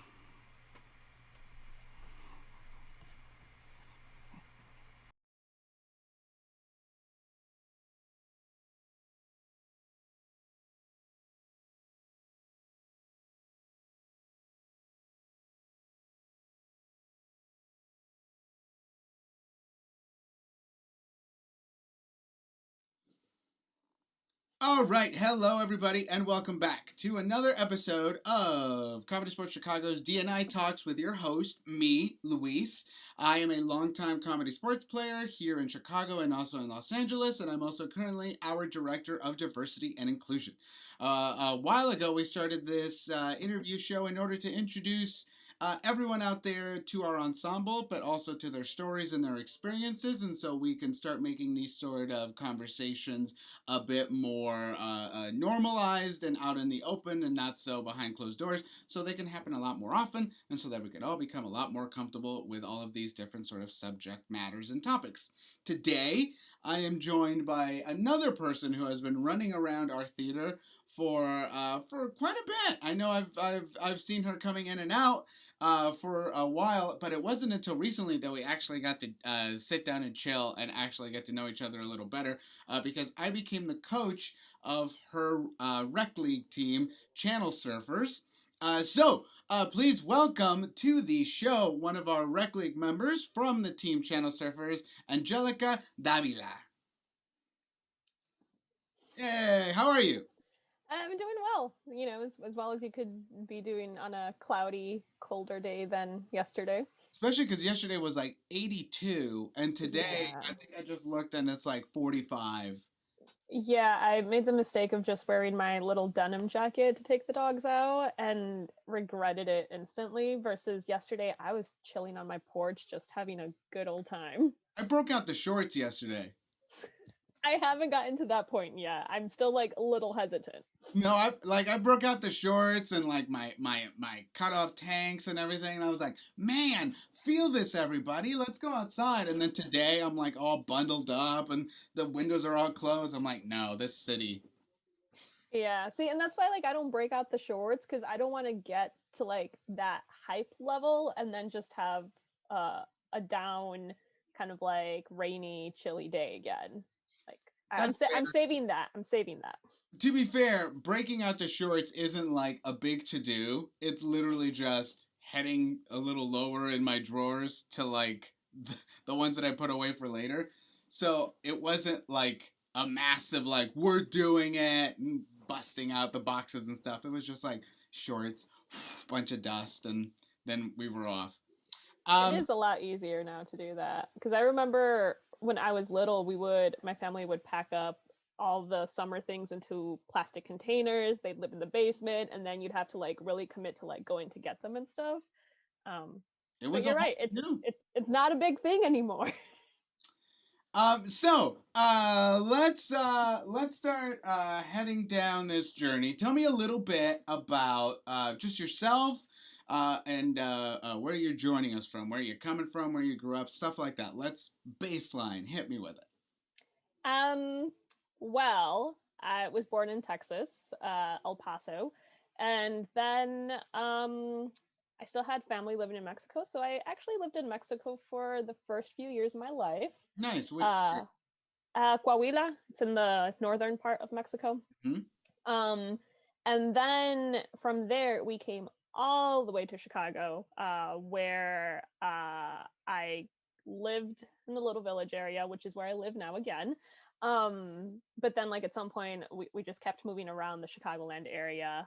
So that was my experience growing up, kind of apartment to apartment. But yeah, so since I grew up in Mexico for the formative years of my life, Spanish was actually my first language.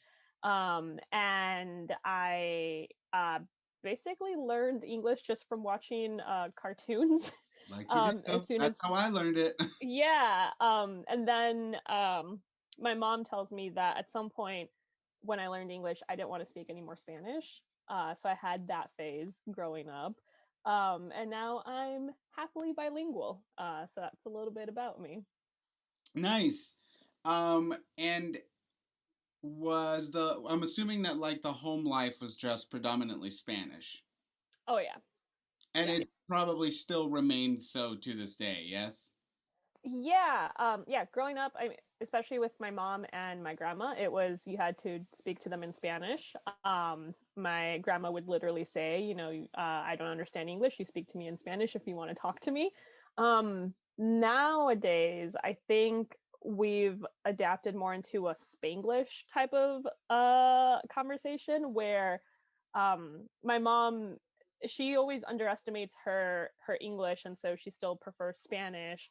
But it's gotten to the point where like you could respond to her in English and she'll respond in Spanish, and it's like that type of thing. Yeah. But I think part of it has been really pushed because my sister and I talk in English to each other. So I think that kind of opened up the path for my mom to also like join us in just using Spanglish, some English, some Spanish, etc. Oh yeah, definitely. It's really interesting because in college I studied specifically that sort of stuff because I have technically it's a sociology degree, but specifically it's a raza studies degree. So it's like Hispanic sociology. And so we studied specifically that idea, and that at some point, usually with like first generation here, it can go one of two ways, where the parents try to push the language so hard on the kid that the kid rejects it, or the parents want their kid to assimilate so much that they don't teach it. And so there's no way that they could, accidentally learn it somewhere and then they're just full Americans. And that's why there's this big gap between like the generation that emigrated here, then there's a gap, and then all of a sudden the language reappears again in the kids, like the second generation kids, because the parents realize, probably should have learned it. Yeah, I mean, I think my mom fell into that first category of really pushing Spanish. I remember like, you know, it'd be the weekend and she would have me like do Spanish worksheets growing up. Just I think she was always afraid that I would forget it. And for her, especially, you know, being completely new to the country and older than, you know, if you come here as a kid, I think that was one of her fears, that like I would become disconnected from the language, and then, you know, associating that with our culture as well.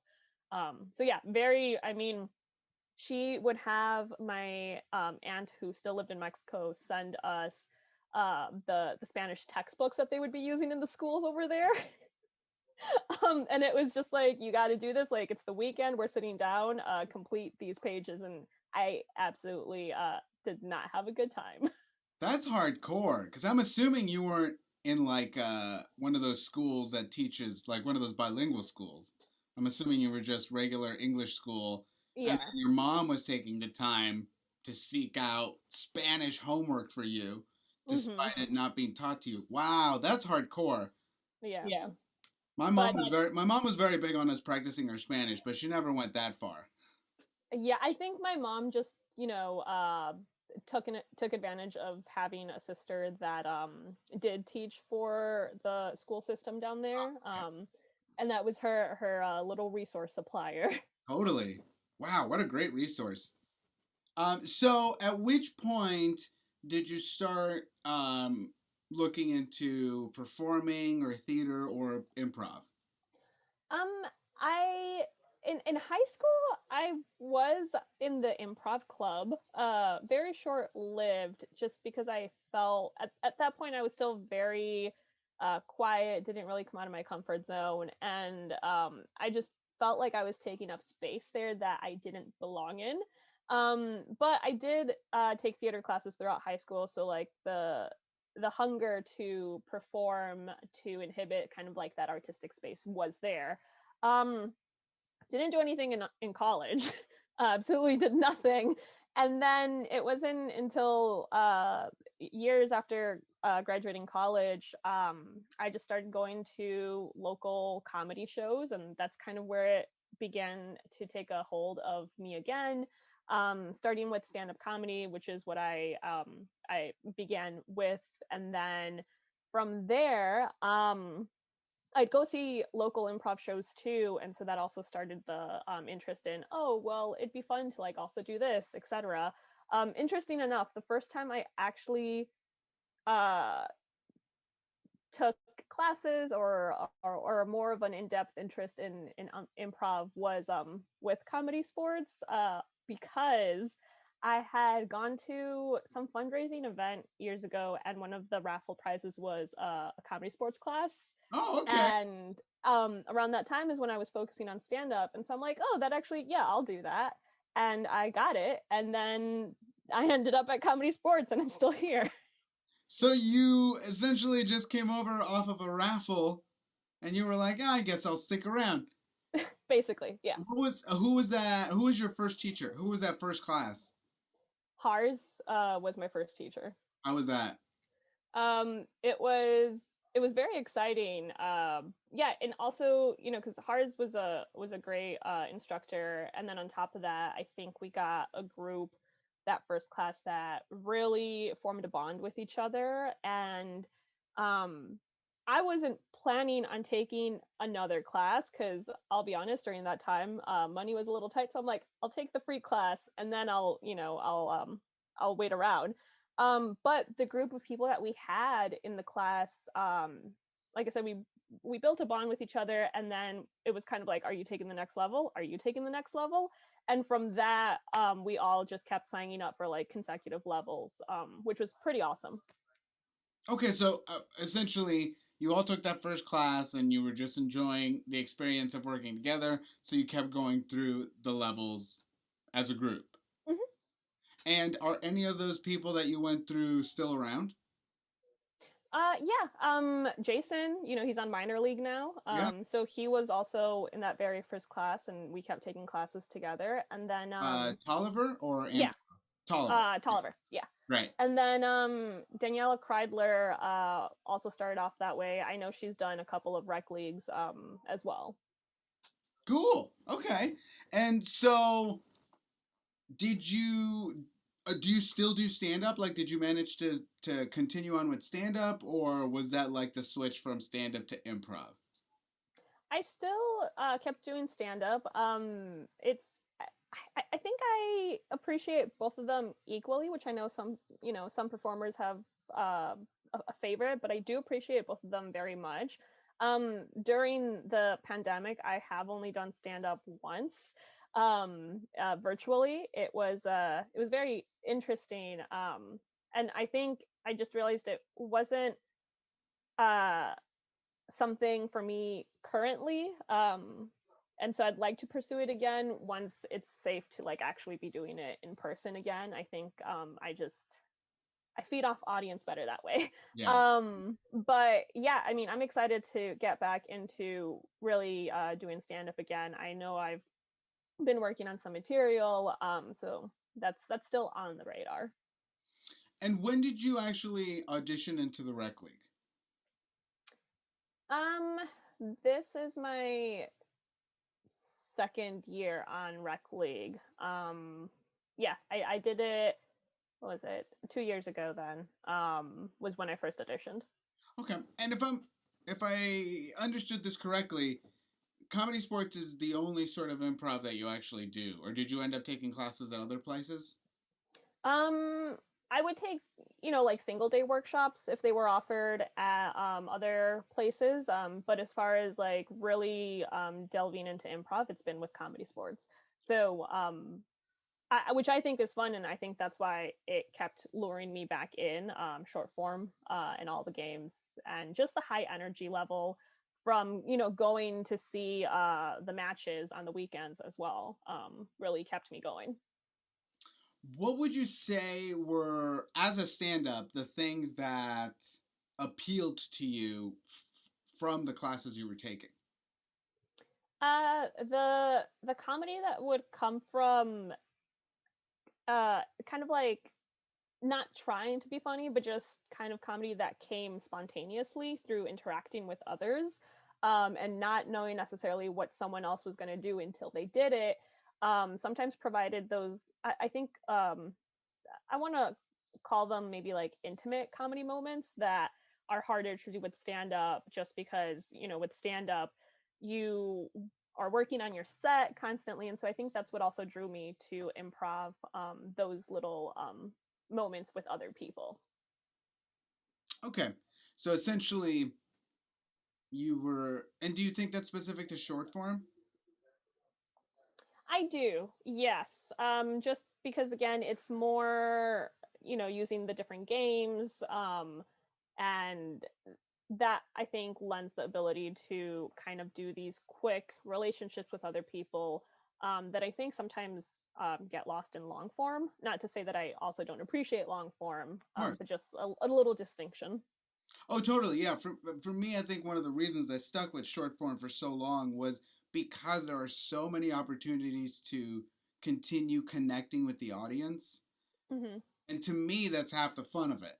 So, like, as much as I enjoy long form, when I do long form, I do miss those opportunities to, like, connect with the audience in that way.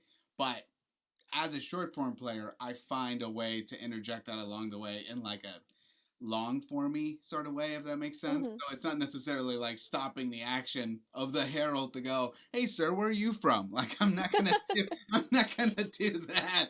But like I work it in there.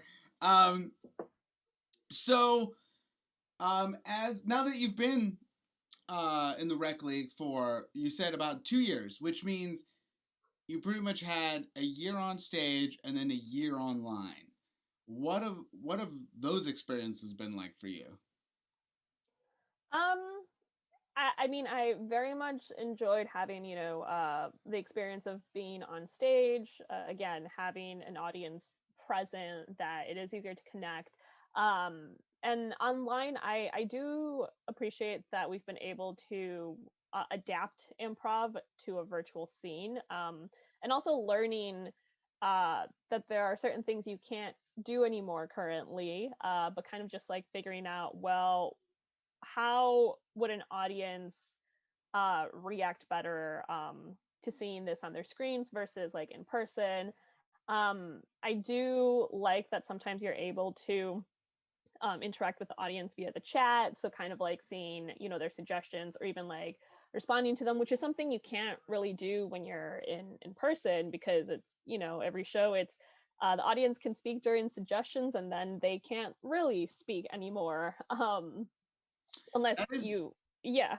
yeah, that is a really interesting take. I never even thought of it like that, but you're right. When we hear from the audience, we're hearing because we usually address them and talk to them and essentially like led them to what they're going to say. But to be able to hear in real time, not just what the fact that they think it's funny, but their reaction to it, their thoughts to it, their opinions about it. Yeah, that. Do you feel like that affects your decisions on stage, or is that just like a fun aside that you can acknowledge every now and again?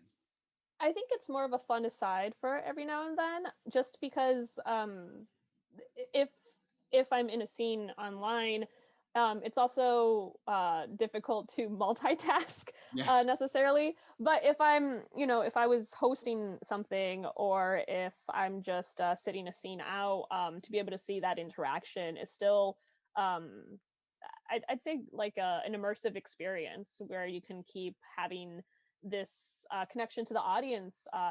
Looks way different, but I do think it's something that like would be very difficult to replicate performing on a stage again. Most definitely, yeah. And I actually have wondered to myself what the switch back is going to be like for the audience in those moments where you don't get to do those asides anymore.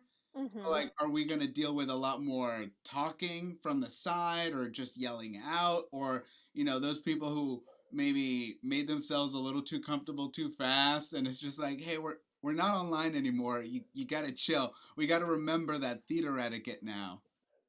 Yeah, it'll be interesting to see how that works out, because I imagine it'll be very not to say that it'll be very difficult for, you know, audience members, but it'll definitely, I think they'll have to be catching themselves too, because if you're used to just watching online, then yeah, you're used to like just having a good old time, even talking to whoever is in the house with you about the show, that you can't really do at a live show either. Right, yeah.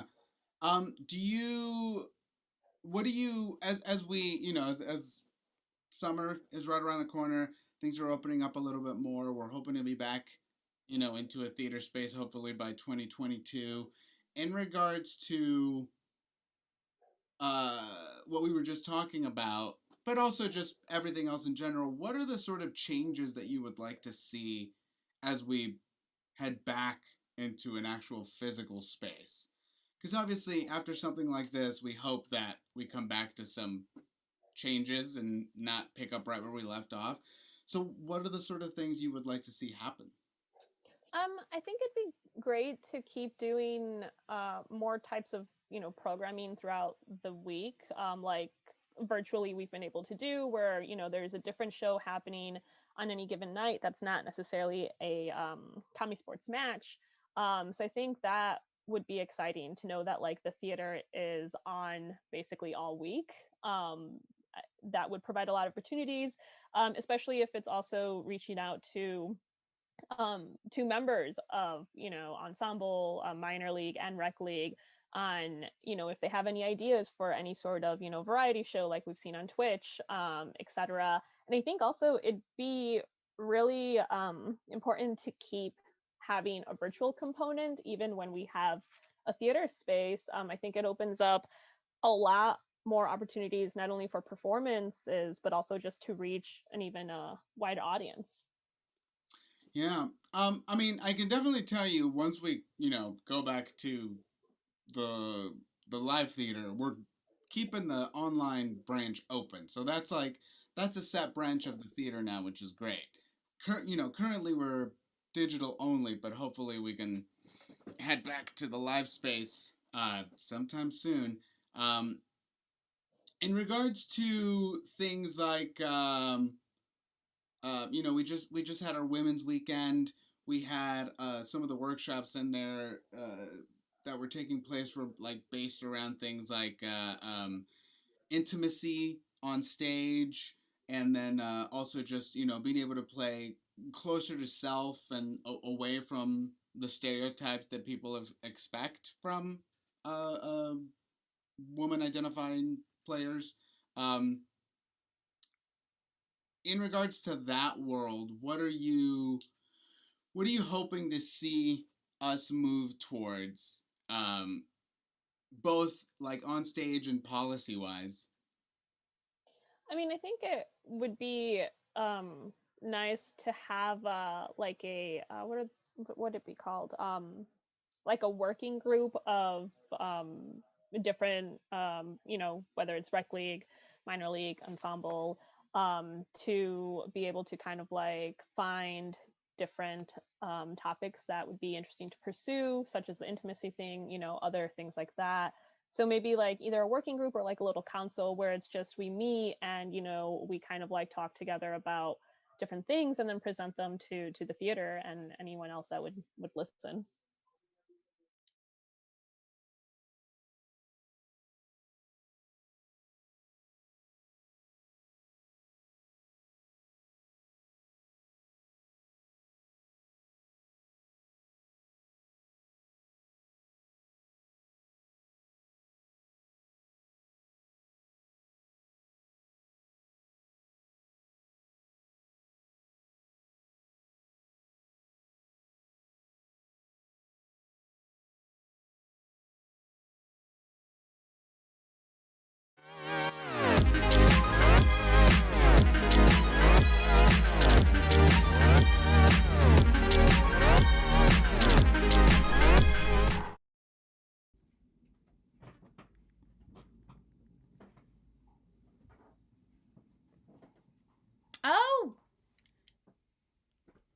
Oh, hey honey, how are you?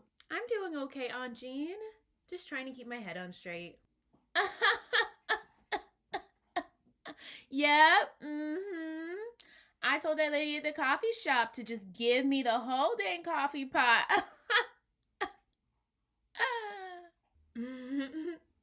Yep, how are you, Aunt Jean? Struggling. Girl, I don't feel confident using this fancy Loom, Zoom, whatever it is. Working remotely, honey, for Aunt Jean just feels so different than working in that office. Have you thought about taking an improv class? Child, now why would you think I would do that? I need help at work. I'm funny enough as it is. Right? Yeah, of course, you are certainly funny, Aunt Jean. But improv classes can help develop other skills. Improv can help folks build confidence or just be better public speakers. Girl, I'm a working woman. I do not have time for a full 8-week class. You don't have to. The new training center blueprint allows you to take 1, 2, 3, or even all 8 classes. If you only have time to take 1 2-hour class, then you can sign up for that one. You can also bundle your classes and save money. Well, I do need more help. Plus, I have some hilarious jokes to share. Have you heard that classes start February 22nd and that folks should sign up ASAP if they want to reserve their spot? See, your mama didn't raise you right, interrupting your elders. What did you say, Aunt Jean? Nothing, child. Where do I sign up? Well, Aunt Jean, just head to cscchicago.com. If you're still unsure, you can always schedule a time to chat with someone from the training center to help you figure out the best path. Okay, honey, I gotta find my glasses that I lost again. I'll see you in class, okay? See you in class, Aunt Jean.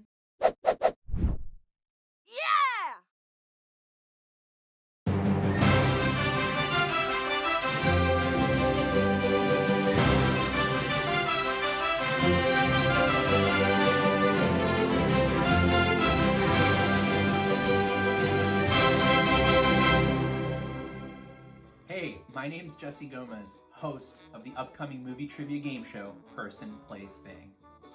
It premieres Thursday, April 15th at 7 p.m. on the Comedysportz Twitch channel. My best friend Carlos Diaz created the game, and my buddy Miguel Lepe Jr. wrote it. And each week, I'm going to invite 2 contestants to test their movie knowledge. And you can play along at home as well. We'll give you the person, a place, and a thing from a movie, and you've got to come up with the title.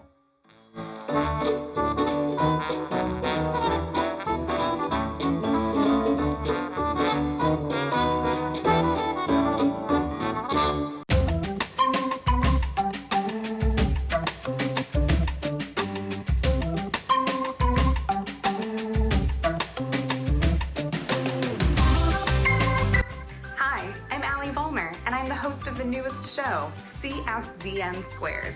We'll take 9 crazy characters and trap them on a tic-tac-toe board where they have to answer trivia questions. And our 2 contestants will have to determine, are our characters telling the truth or are they lying? And the contestant with the most points wins. It's simple. It's stupid. It's CSZN Squares. You'll find us Thursdays at 8 o'clock following Person, Place, Thing. Only on CSZN Chicago.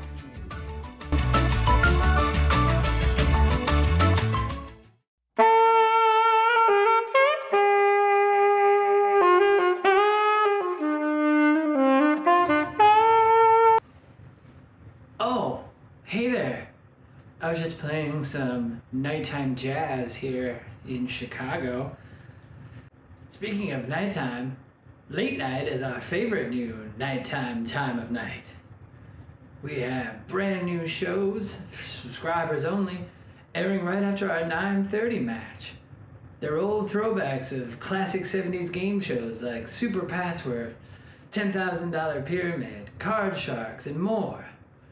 Tune in every Saturday directly after the 9:30 p.m. Comedysportz match and make sure you're a subscriber so you can take a spin of the late night roulette.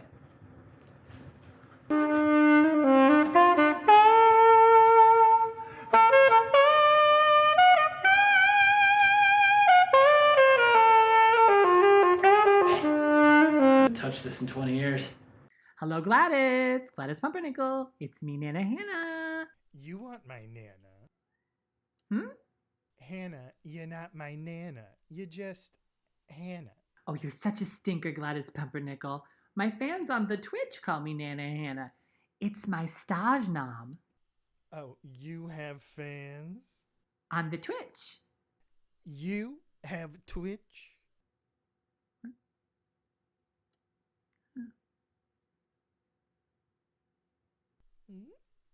I bet you need me to tell you what a Twitch is. Well, here's how it all started. No. I'm Pumpernickel Up the Jams 42. I stream NBA 2K. Oh, Gladys. How wonderful for you and your family. What do you stream on Twitch? Comedysportz. Is that an MMORPG? Or is it more of a battle royale situation?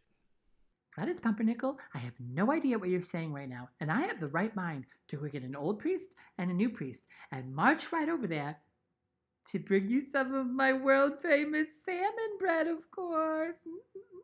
Oh, I do love your salmon bread. Anyway, Comedysportz is improv comedy, and my adorable grandson and online winner Jason sometimes plays and tries to make funny voices and characters. It's so much fun. There's barns burning and people speaking in tongues. It's a real gas. Sounds like a real hoot. It's a humdinger of a good time. Sounds like a real romp. Shenanigans. Is it quite the bee's knees? A real hullabaloo. Oh, the cat's pajamas. It's a fiasco. Well, that's a real bowl of spicy salsa. Jazz. Yes. That's enough, Gladys Pumpernickel. Oh, well, I'll connect my Prime account right away so I can get them some subscription money. Gladys, are you a robot? No, I just mean when you connect your Amazon Prime account to your Twitch account, the account you subscribe to gets some funds, to help them operate. Oh, and I have to pay for that, yes? Hannah Banana's worth, do you know nothing? Oh. And I have never heard my last name until now. If you have an Amazon Prime account, then you can connect to Twitch for free. It's like a little tiny donation to the theater. Oh, that's so nice. How do I do it? Oh, I'll explain it for the blue hairs in the room. You go to gaming.amazon.com. Now, if you haven't logged into your Prime account, do that now. I know you're already confused, Nana. Now, you should see an option in the top left corner to link your account. So go ahead and do that and sign in to your Twitch account. It'll give you a little confirmation box. Go ahead and confirm. Okay, you're not going to be giving government secrets away, Hannah. Now, once you've done this and you've confirmed, you can go to twitch.tv/CSZN Chicago. And in the bottom right by the video, there's a little purple box. Press the purple box, Hannah. Now scroll down until you see subscribe for free with your Twitch account. It's that simple. And now you're subscribed. It's done. You finished it. Just like I finished this while we've been talking. Oh, wow. That was easy like Sunday morning. You haven't had a Sunday morning since '87. Oh, Gladys, you're so bad. You're bad.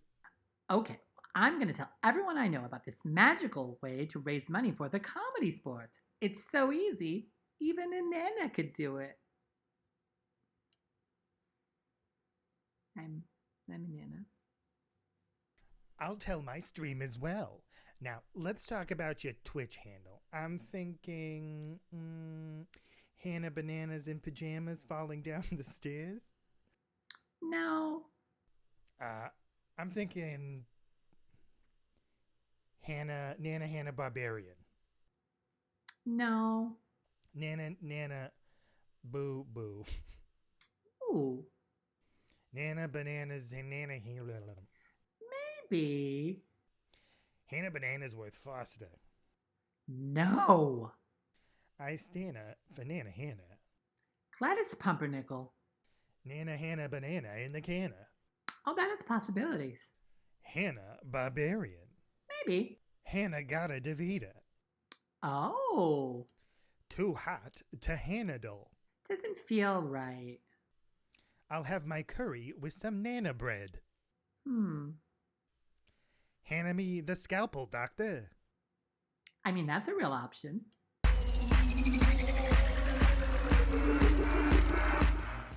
I laughed until I burped.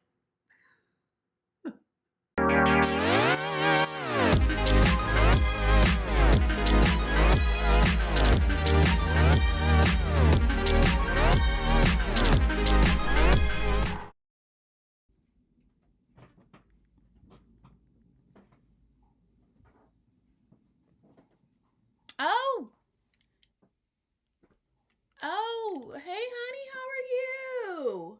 I'm doing okay, Aunt Jean. Just trying to keep my head on straight. Yep, I told that lady at the coffee shop to just give me the whole dang coffee pot.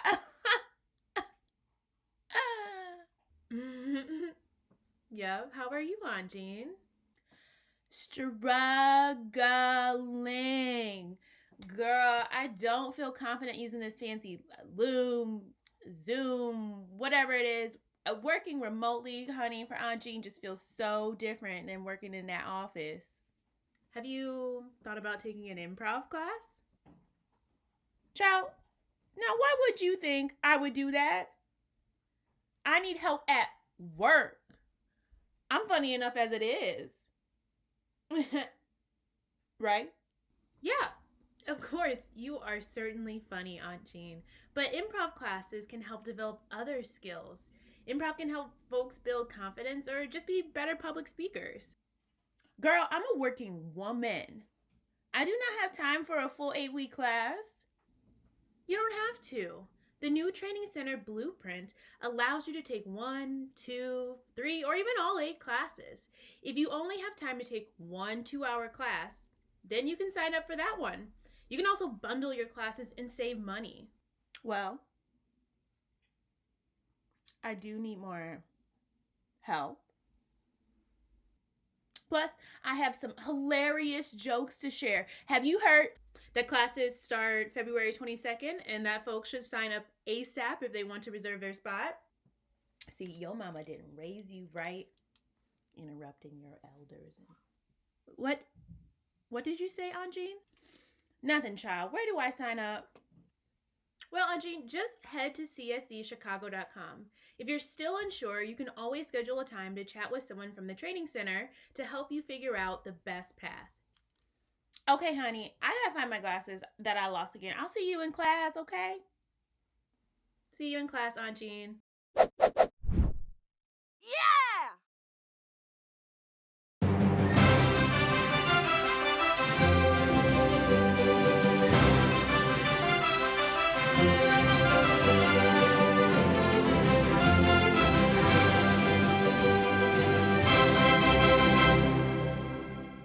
Hey, my name's Jesse Gomez, host of the upcoming movie trivia game show, Person, Place, Thing. It premieres Thursday, April 15th at 7 p.m. on the Comedysportz Twitch channel. My best friend Carlos Diaz created the game, and my buddy Miguel Lepe Jr. wrote it. And each week, I'm going to invite 2 contestants to test their movie knowledge. And you can play along at home as well. We'll give you the person, a place, and a thing from a movie, and you've got to come up with the title.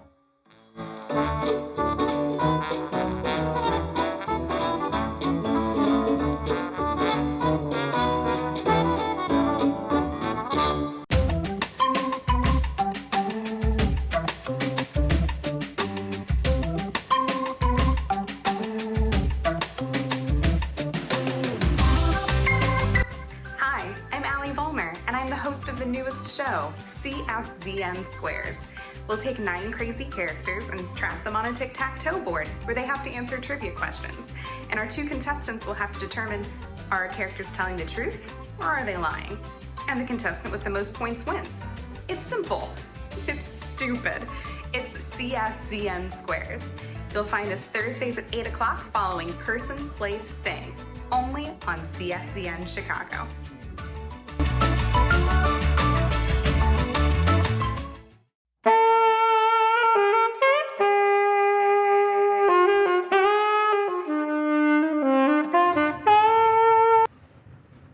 Oh, hey there. I was just playing some nighttime jazz here in Chicago.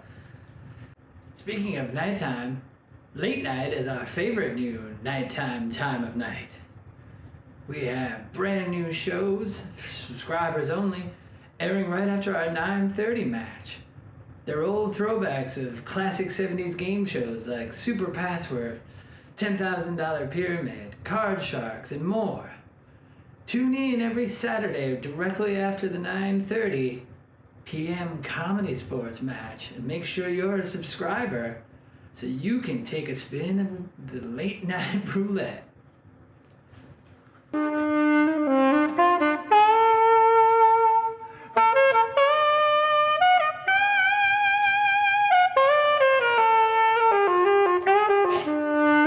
Touch this in 20 years. Hello, Gladys. Gladys Pumpernickel. It's me, Nana Hannah. You want my Nana. Hmm? Hannah, you're not my Nana. You're just Hannah. Oh, you're such a stinker, Gladys Pumpernickel. My fans on the Twitch call me Nana Hannah. It's my stage nom. Oh, you have fans? On the Twitch. You have Twitch?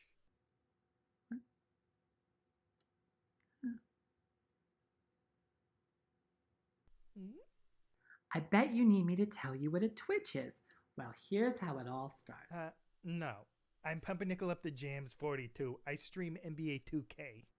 Oh, Gladys. How wonderful for you and your family. What do you stream on Twitch? Comedysportz. Is that an MMORPG? Or is it more of a battle royale situation?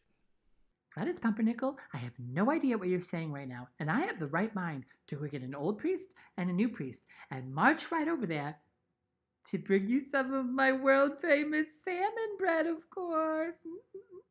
Oh, I do love your salmon bread. Anyway, Comedysportz is improv comedy, and my adorable grandson and online winner Jason sometimes plays and tries to make funny voices and characters. It's so much fun. There's barns burning and people speaking in tongues. It's a real gas. Sounds like a real hoot. It's a humdinger of a good time. Sounds like a real romp. Shenanigans. Is it quite the bee's knees? A real hullabaloo. Oh, the cat's pajamas. It's a fiasco. Well, that's a real bowl of spicy salsa. Jazz. Yes. That's enough, Gladys Pumpernickel. Oh, well, I'll connect my Prime account right away so I can get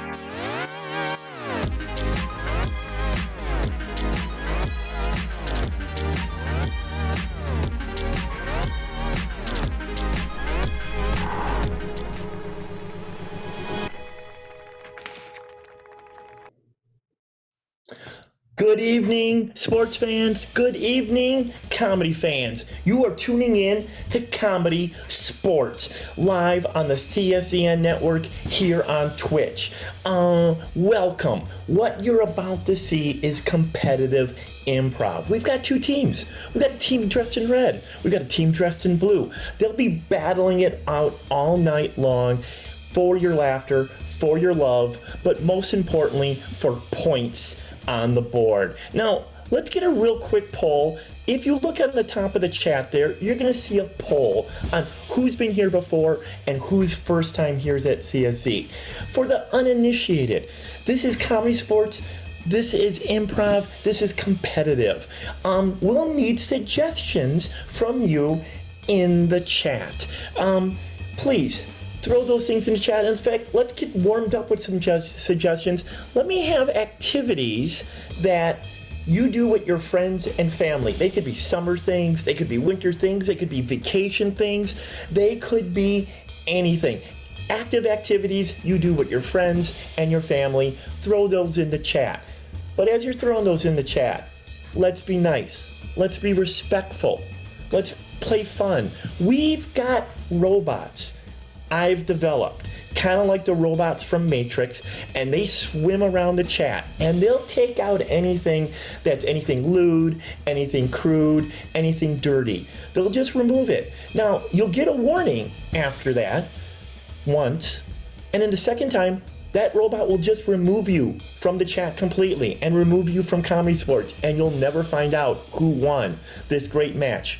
Speaking of this match, it's crossover weekend. Yes, we have players from our ensemble. We have players from our minor league. We have players from rec league, and they're all mashing in together tonight for one glorious, great, triumphant team.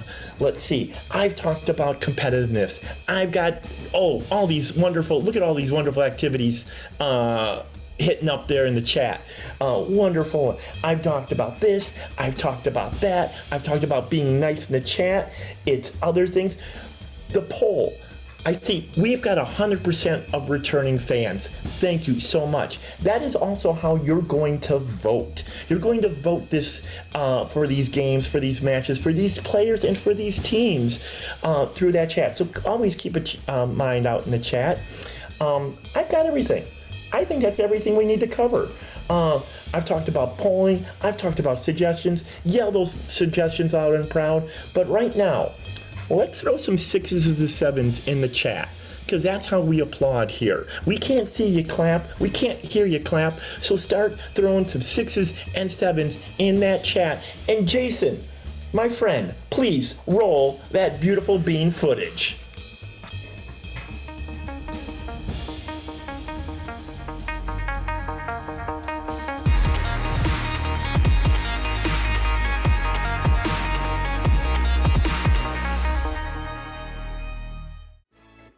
All right. right, ladies and gentlemen, boys and girls, thems and theys, and all of us combined. This is Comedy Sports. We've got two great teams. We've got the Rockford Peaches, dressed in red. Leading up for the Peaches, you saw him win the very first karaoke contest. He came in champion. It's Eric Reyes. Backing him up tonight, telemarketers never say his name correctly. There's a 45% chance I'll mess up his last name as well. It's Alex DiVirgilio. And captain of the red team, New Hampshire's own, the pride of New Hampshire. It's the one, the only, it's Meg Kennedy. Go Boston. There, tonight will be the blue team, the downtown Chicago Bosses. Will they win? Will they lose? Who knows? This is our championship team leading off for our Bosses. She just switched from Diet Coke to Cold Brew. Let's see what happens. It's Caitlin Niplin. Backing her up tonight in the CSE Squares. She won. Can she help her team keep that victory going? It's the one, the only, Kelly Stike. Now, captain of the Bosses, a true friend of mine, a person who believes Predator 2 is better than the original Predator, and I just don't know why.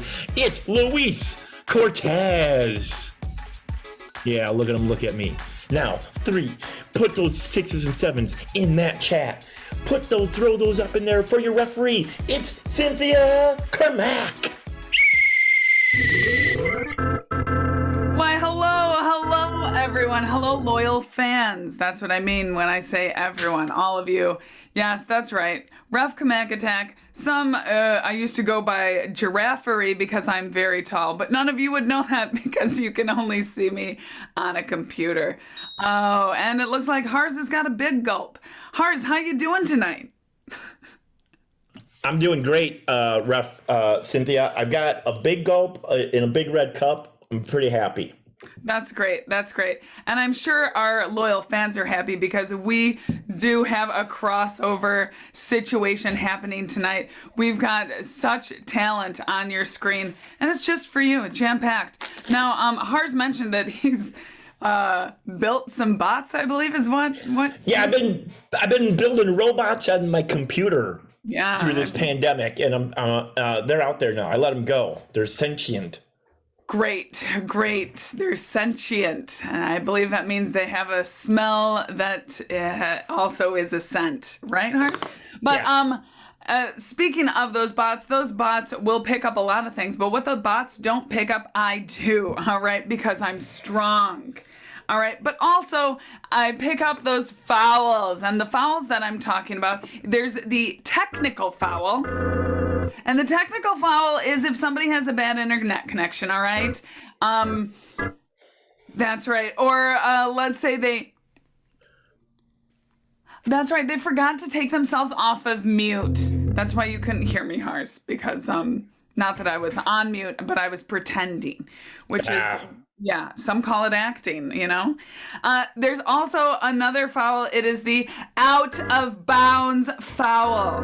And that's if you type something in the chat, or if you're one of our players, if you say something that is just out of bounds, that crosses that line of good taste, that line being the bounds. If you're out of it, I'm going to call the out of bounds foul, and then that player is going to have to do whatever I deem appropriate. And if you're somebody in the chat, you can't do something that I deem appropriate. You got to watch yourself, or you're going to be out of here. Thank you, Ryan Mira on the keys for making me sound serious. Let's 6s and 7s in the chat for Ryan. Excellent. So we went over what y'all need to do and what I need to do in order to make this a match that is truly for everyone. So let's get it started. And I need my captains to the screen. That's right. We've got Captain Luis and Captain Meg. Captains, say howdy doody to each other. Howdy doody. Yes. Oh my gosh, you both did it. Thank you. So, nobody carries coins anymore unless it's Bitcoin. So the coin toss will be virtual. That's right. So what I'm going to have the two of you do to decide which team is going to call our first head-to-head game is I need you to bring back some reading material that you think I've never read. All right. And the first captain to do that will be able to win the coin toss and call the first game. All right. Ready, set, go. You know, Cynthia, if I was playing, I'd bring you the book Hot Box. It's all railroad jargon. Cool. Well, Luis is back already. And there's a parrot somewhere nearby. I think I heard a parrot. Okay, yeah. Meg. Oh, that's you? Wait, that's Meg. Oh. Not me. I think that's Meg. Meg. I hope Meg didn't fall. Okay, great. All right, well, Luis, you were here. I fell into a parrot. Oh, great. Luis, you were here first, so show me that amazing book that you think I haven't read. I'm pretty sure that you haven't read Sue Grafton's V for Vengeance. Ooh, and Captain Meg, show me what you think I haven't read. I'm pretty sure you haven't read a decades-old GRE vocab prep book. Ooh, both of these things are things I wouldn't read, but the one that I will read the least soonest will be Meg's. That's right, I'm not going to go for that GRE.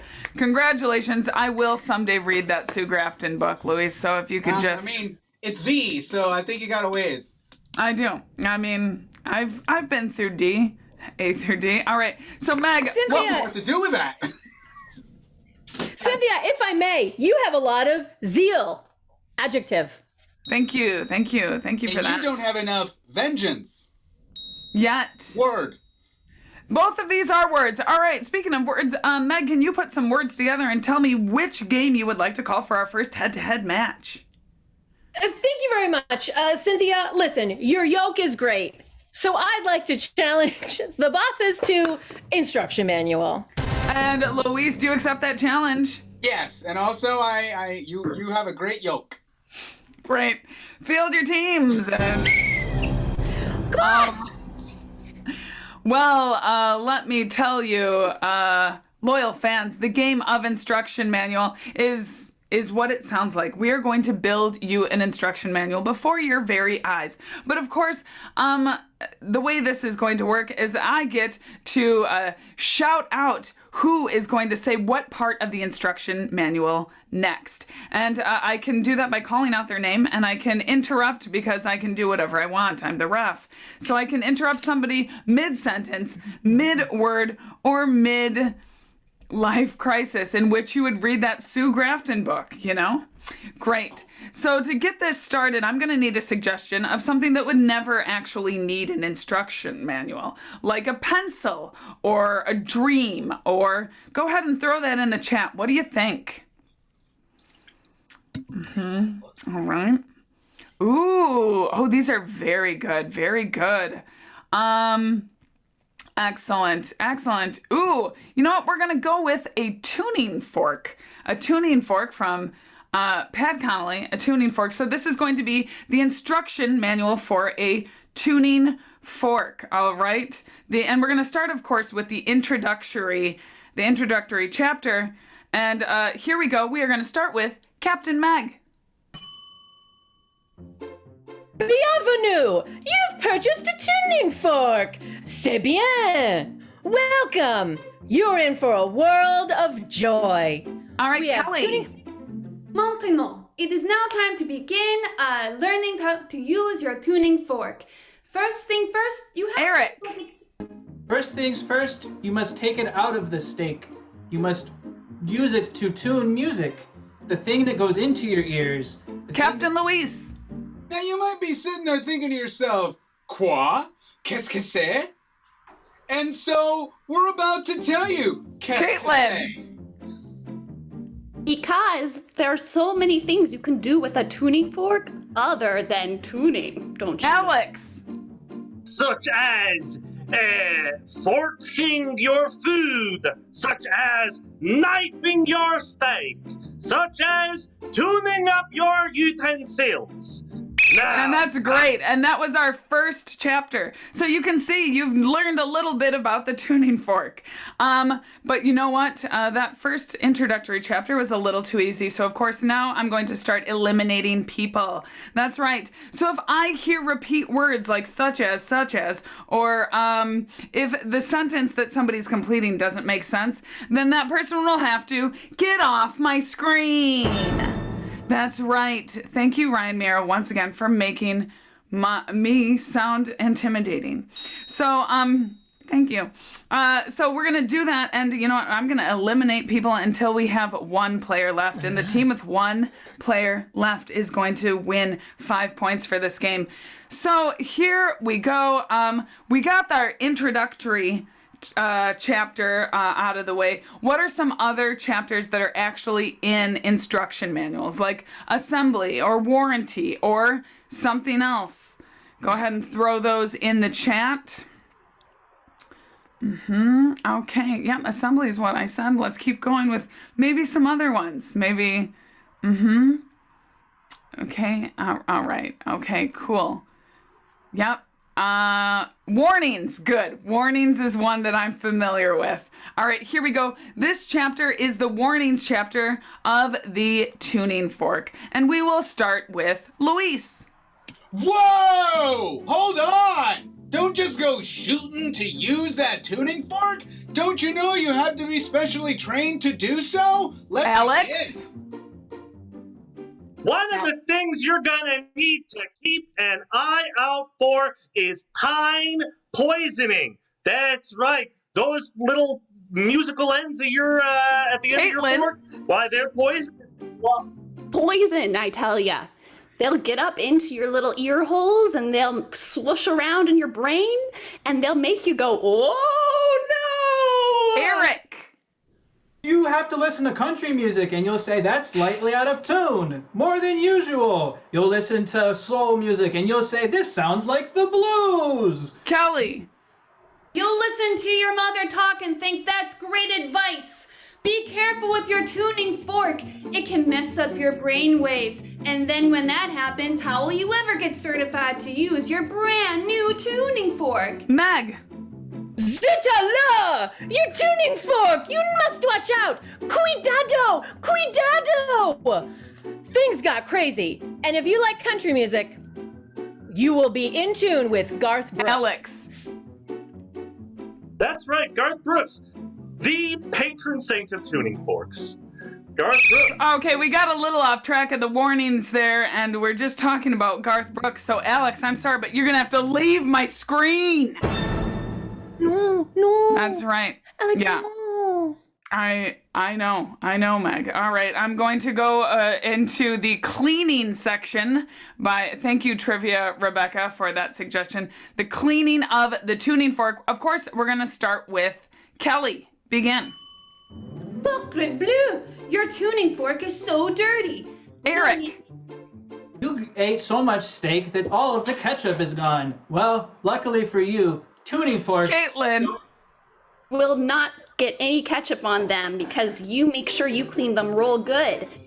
But don't put water on them. Don't do it, because that will ruin the tune. Luis.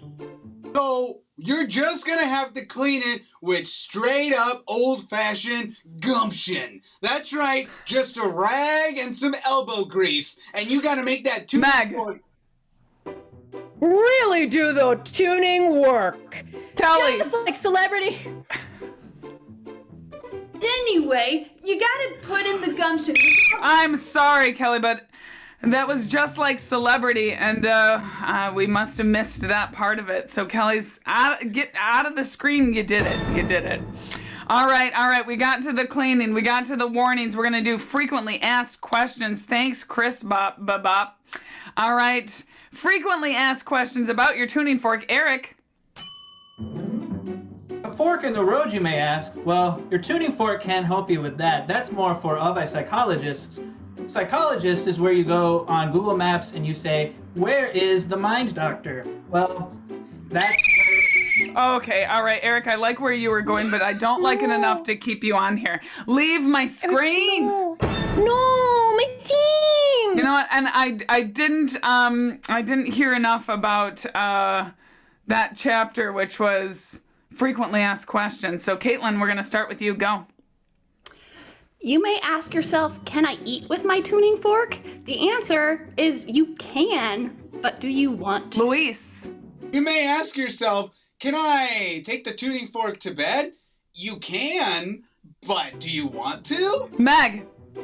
You may ask yourself, will celebrity endorser Garth Brooks sell me this tuning fork? And the answer, y'all, is yeehaw, You filthy animals, because... Okay, Garth Brooks would never say filthy animals. Get off my screen. Get off my screen. Garth Brooks, we know he would be very specific in the animals and wouldn't just put them all in one group. Yeah, that's more of a Chris Gaines thing. Thank you for that specificity. All right, so here we go. It's up to our captains. We got to find out who's going to win it all. I need one final chapter of this instruction manual. Oh, special considerations for high altitude. Thank you, Mark. All right, special considerations for high altitude and your tuning fork. We're going to start with Luis. Go. Things to consider about the tuning fork when you're too high up. Pressure can very much affect both the instrument and also your ear, because within the inner ear there's a lot of parts where the pressure can be affected, and so... You really need to watch out. You know who else needs to watch out? Celebrity endorser Garth Brooks. Hey y'all, it's me, Garth Brooks. Special insert in this instruction manual. Watch out for mountains. Captain Mountains high. Oh, it's me, Chris Gaines, and I'm here to tell you that Garth Brooks is full of crap. And what you need to do... You need to let me be me, Chris. I'm Garth Brooks. I'm not Chris Gaines. You need to let me be me. Chris Gaines don't tune. I'm timing this out. I gotta give it to the loyal fans. Hars, get a poll ready because they're gonna have to figure out who wins this.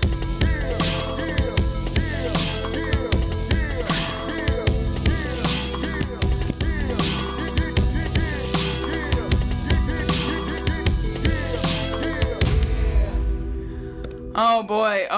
I know I threw that one on you real quick, Hars, but I need to know who's gonna win this. Is it going to be Garth Brooks or Chris Gaines? Will it be the Rockford Peaches or will it be the downtown Chicago bosses?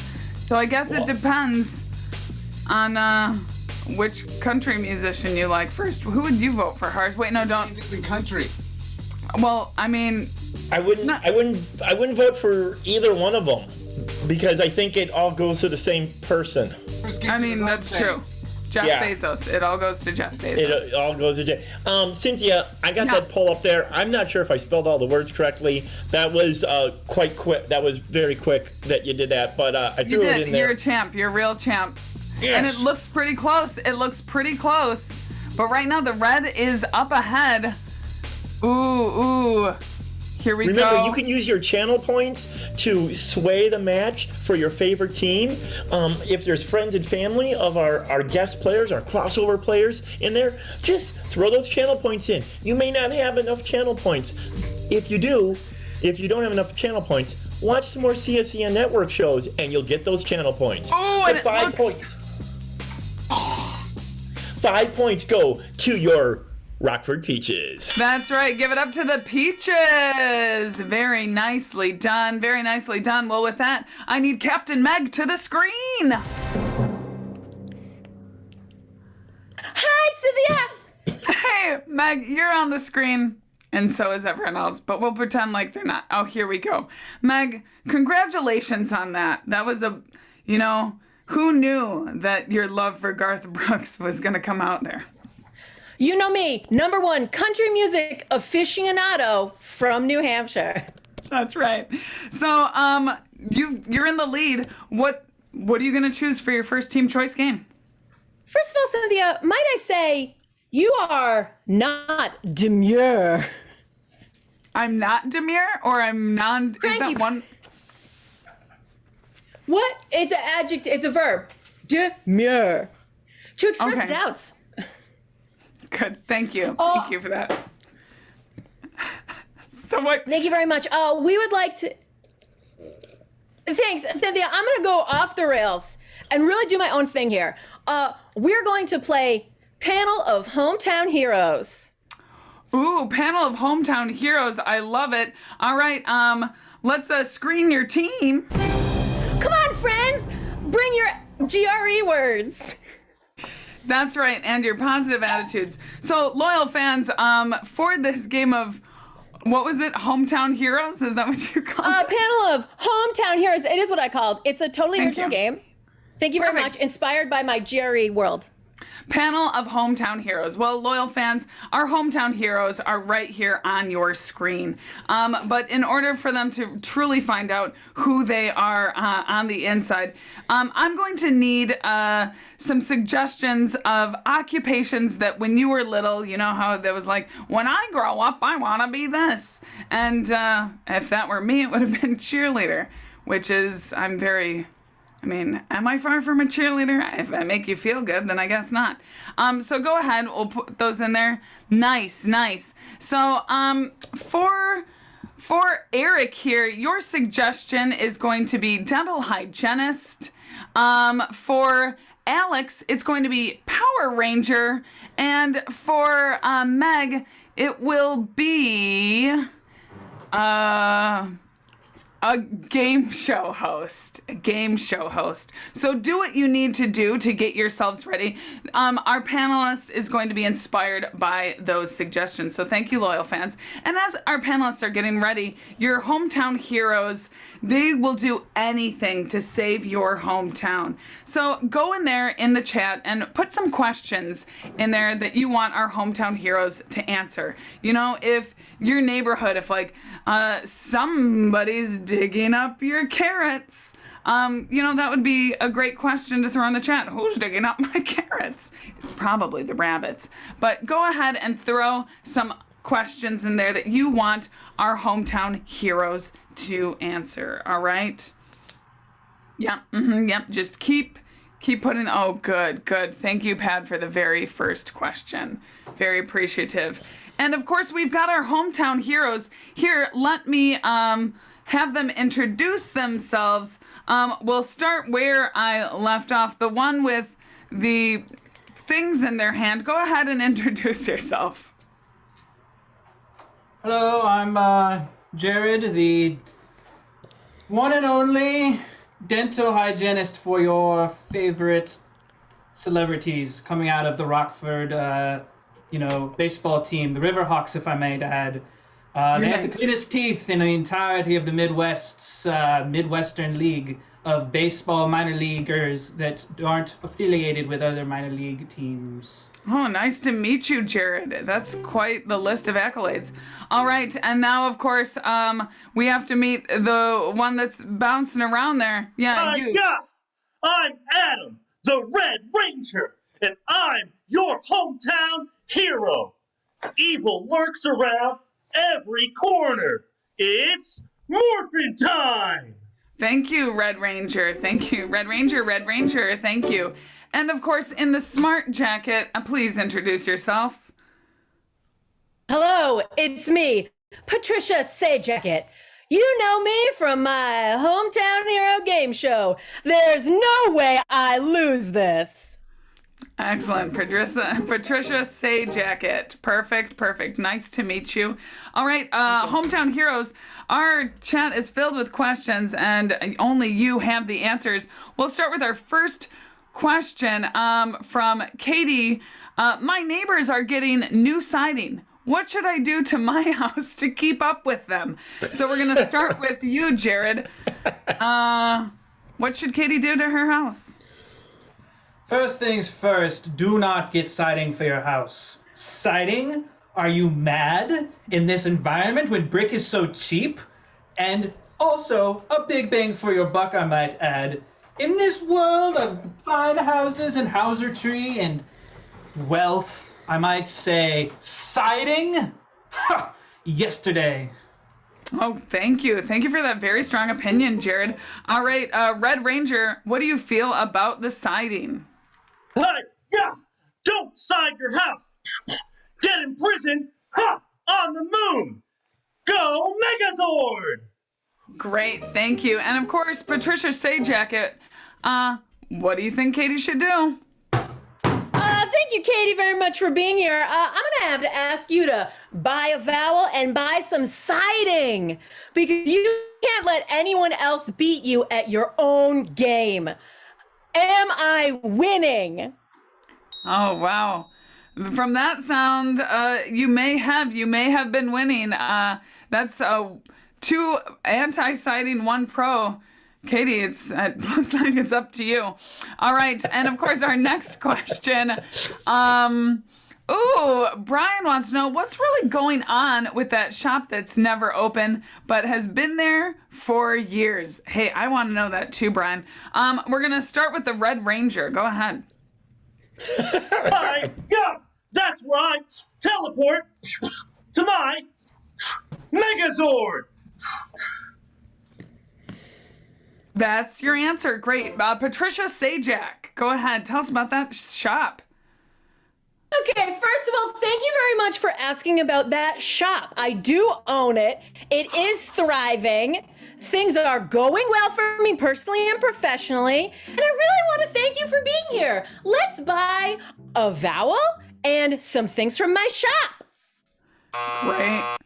Ooh, okay. What? All right, and next, Jared. Go ahead, Jared. Cynthia, what just happened? Who is that? Is Jared, that the sound guy? Jared, it's your turn. Mm-hmm. Yep. Excuse me. I have to just make sure I point out. Commercial real estate in this economy? That's what happened to the shop. Commercial real estate is yesterday's news. Tomorrow's news? Warehouses upon warehouses of warehouses full of ships to ship you things like other ships. Wow, Jared, you know a lot more than I thought you would. I thought you were going to be all oral, but I mean, you are very... All right, next question, of course. Cynthia, the music was really positive for everyone else, and I feel like the music was really negative for me. Can we talk to the sound guy? Can we get them out of here? We can talk to them after you answer this very next question. There's, let's see. Is it true what they say happened up at the old summer camp 30 years ago tonight is the question. And I'm going to, you know what? I'm going to ask Patricia, you get to go first here. Okay, I'm going to do another spin. Yes! Great. It is really true. And that's the game!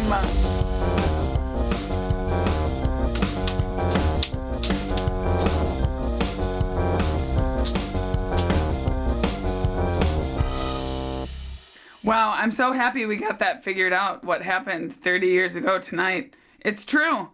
Hars, what do you feel about that? Did you get anything answered there? I like that dentist.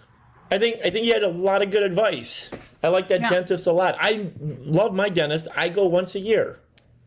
Oh, that's a little less frequent than I think we're told to, but hey, you do you, Hars, okay? But my teeth are fake. They just have to come out and get put in a scrubber and then put back in. All right. Well, we've learned a lot about Hars right now, and let's learn a lot about the bosses, Captain Luis, to the screen.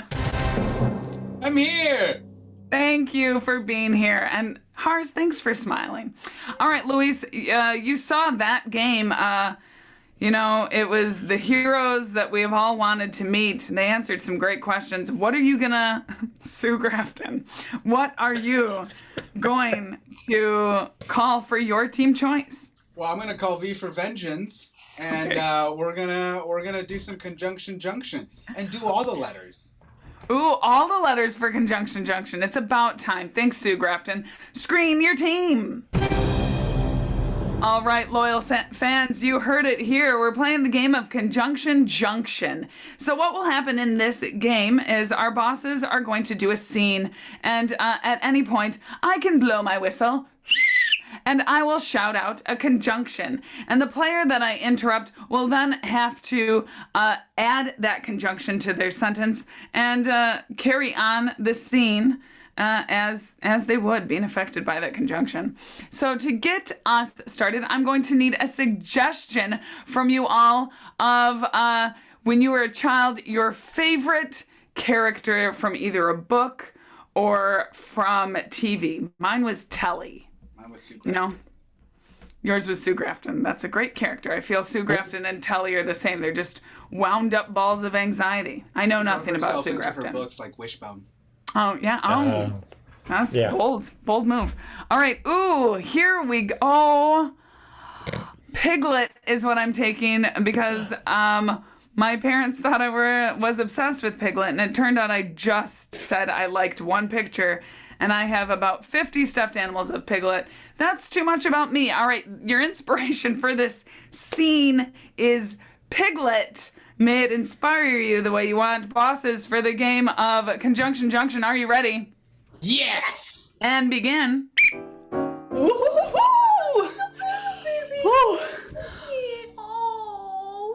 This is such a good Christmas present you gave me. Oh, you're so welcome. Lastly, I never could have done it without you, because if it wasn't for you, I would have never had such a good friend. Oh, Roger, you ever notice when we're together we just have the best of times? Or sometimes they're really bad, but most of the time I think they're pretty good. Yet, something about your face makes me feel unsettled. I don't know why when we have such good times together. I guess it's a mystery of the mind. You know, I've been told that my face is very expressive, and sometimes I just have a lot of emotions, but it's because I love you so much. To sum it up, you are my everything. Oh, Roger, I think that's where the unsettling feeling comes from. Scurry away, little pig. Wee.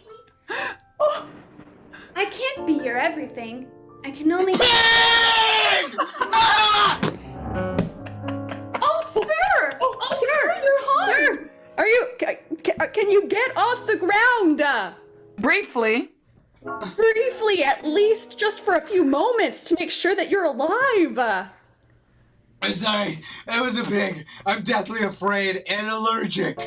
Yet, I'll go get it. Yet, there I am every Sunday down at the old pig farmer's market.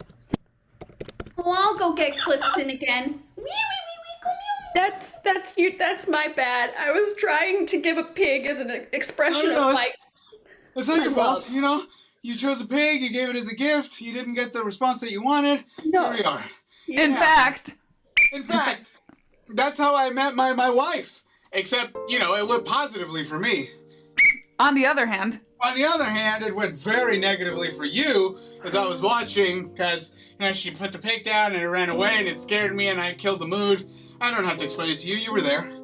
Since the beginning, I only came in at the tail end, so I could be telling it wrong. If anything, you should be the one telling this story, not me. I apologize.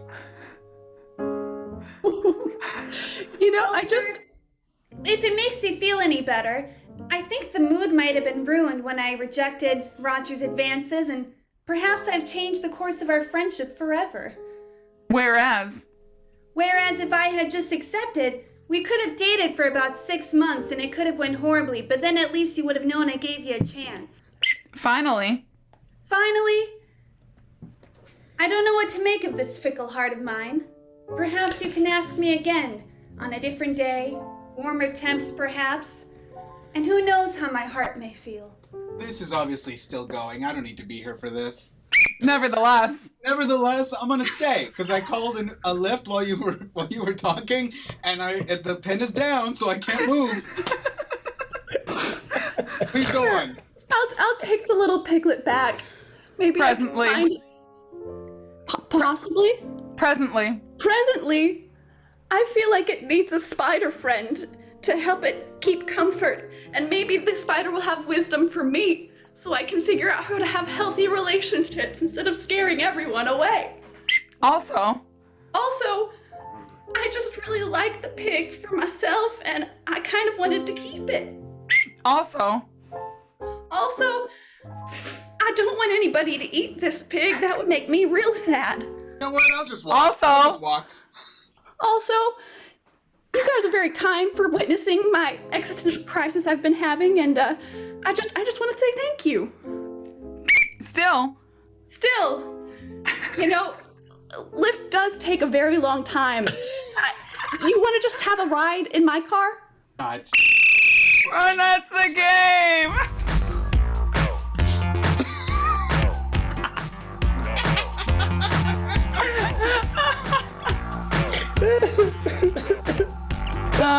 Once you put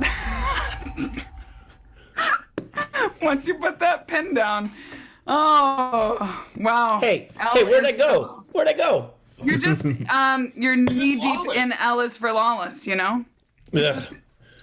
Well, I started a poll, Cynthia. Ooh, Good. look, the book's got hands. Good, that's right. So loyal fans, you get to decide who is going to get these points, these next 5 points. Will it be the bosses with the game Conjunction Junction, or will it be the Rockford Peaches with Hometown Heroes? Go ahead and vote.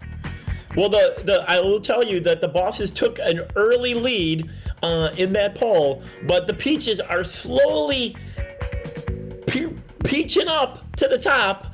They're peaching up? They're peaching up? I don't know much about Peaches. I don't like them. Well, there's Princess Peach from, the Mario world. I don't play video games, but guess what? That Conjunction Junction of the Chicago bosses got that 5 points. It is now all tied up.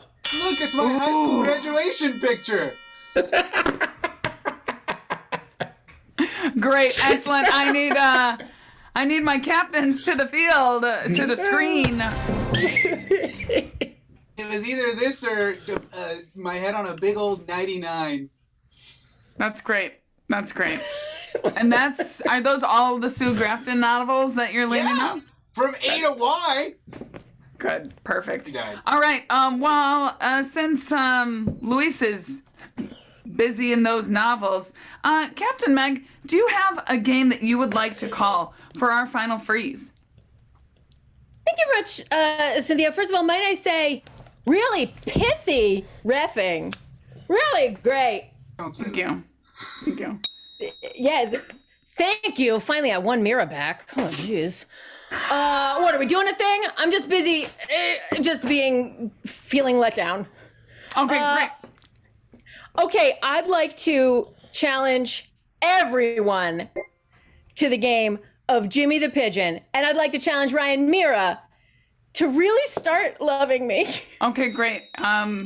And it sounds like challenge is accepted by Mira. Bosses, do you accept Sue Grafton, do you accept the challenge of Jimmy the Pigeon? We do.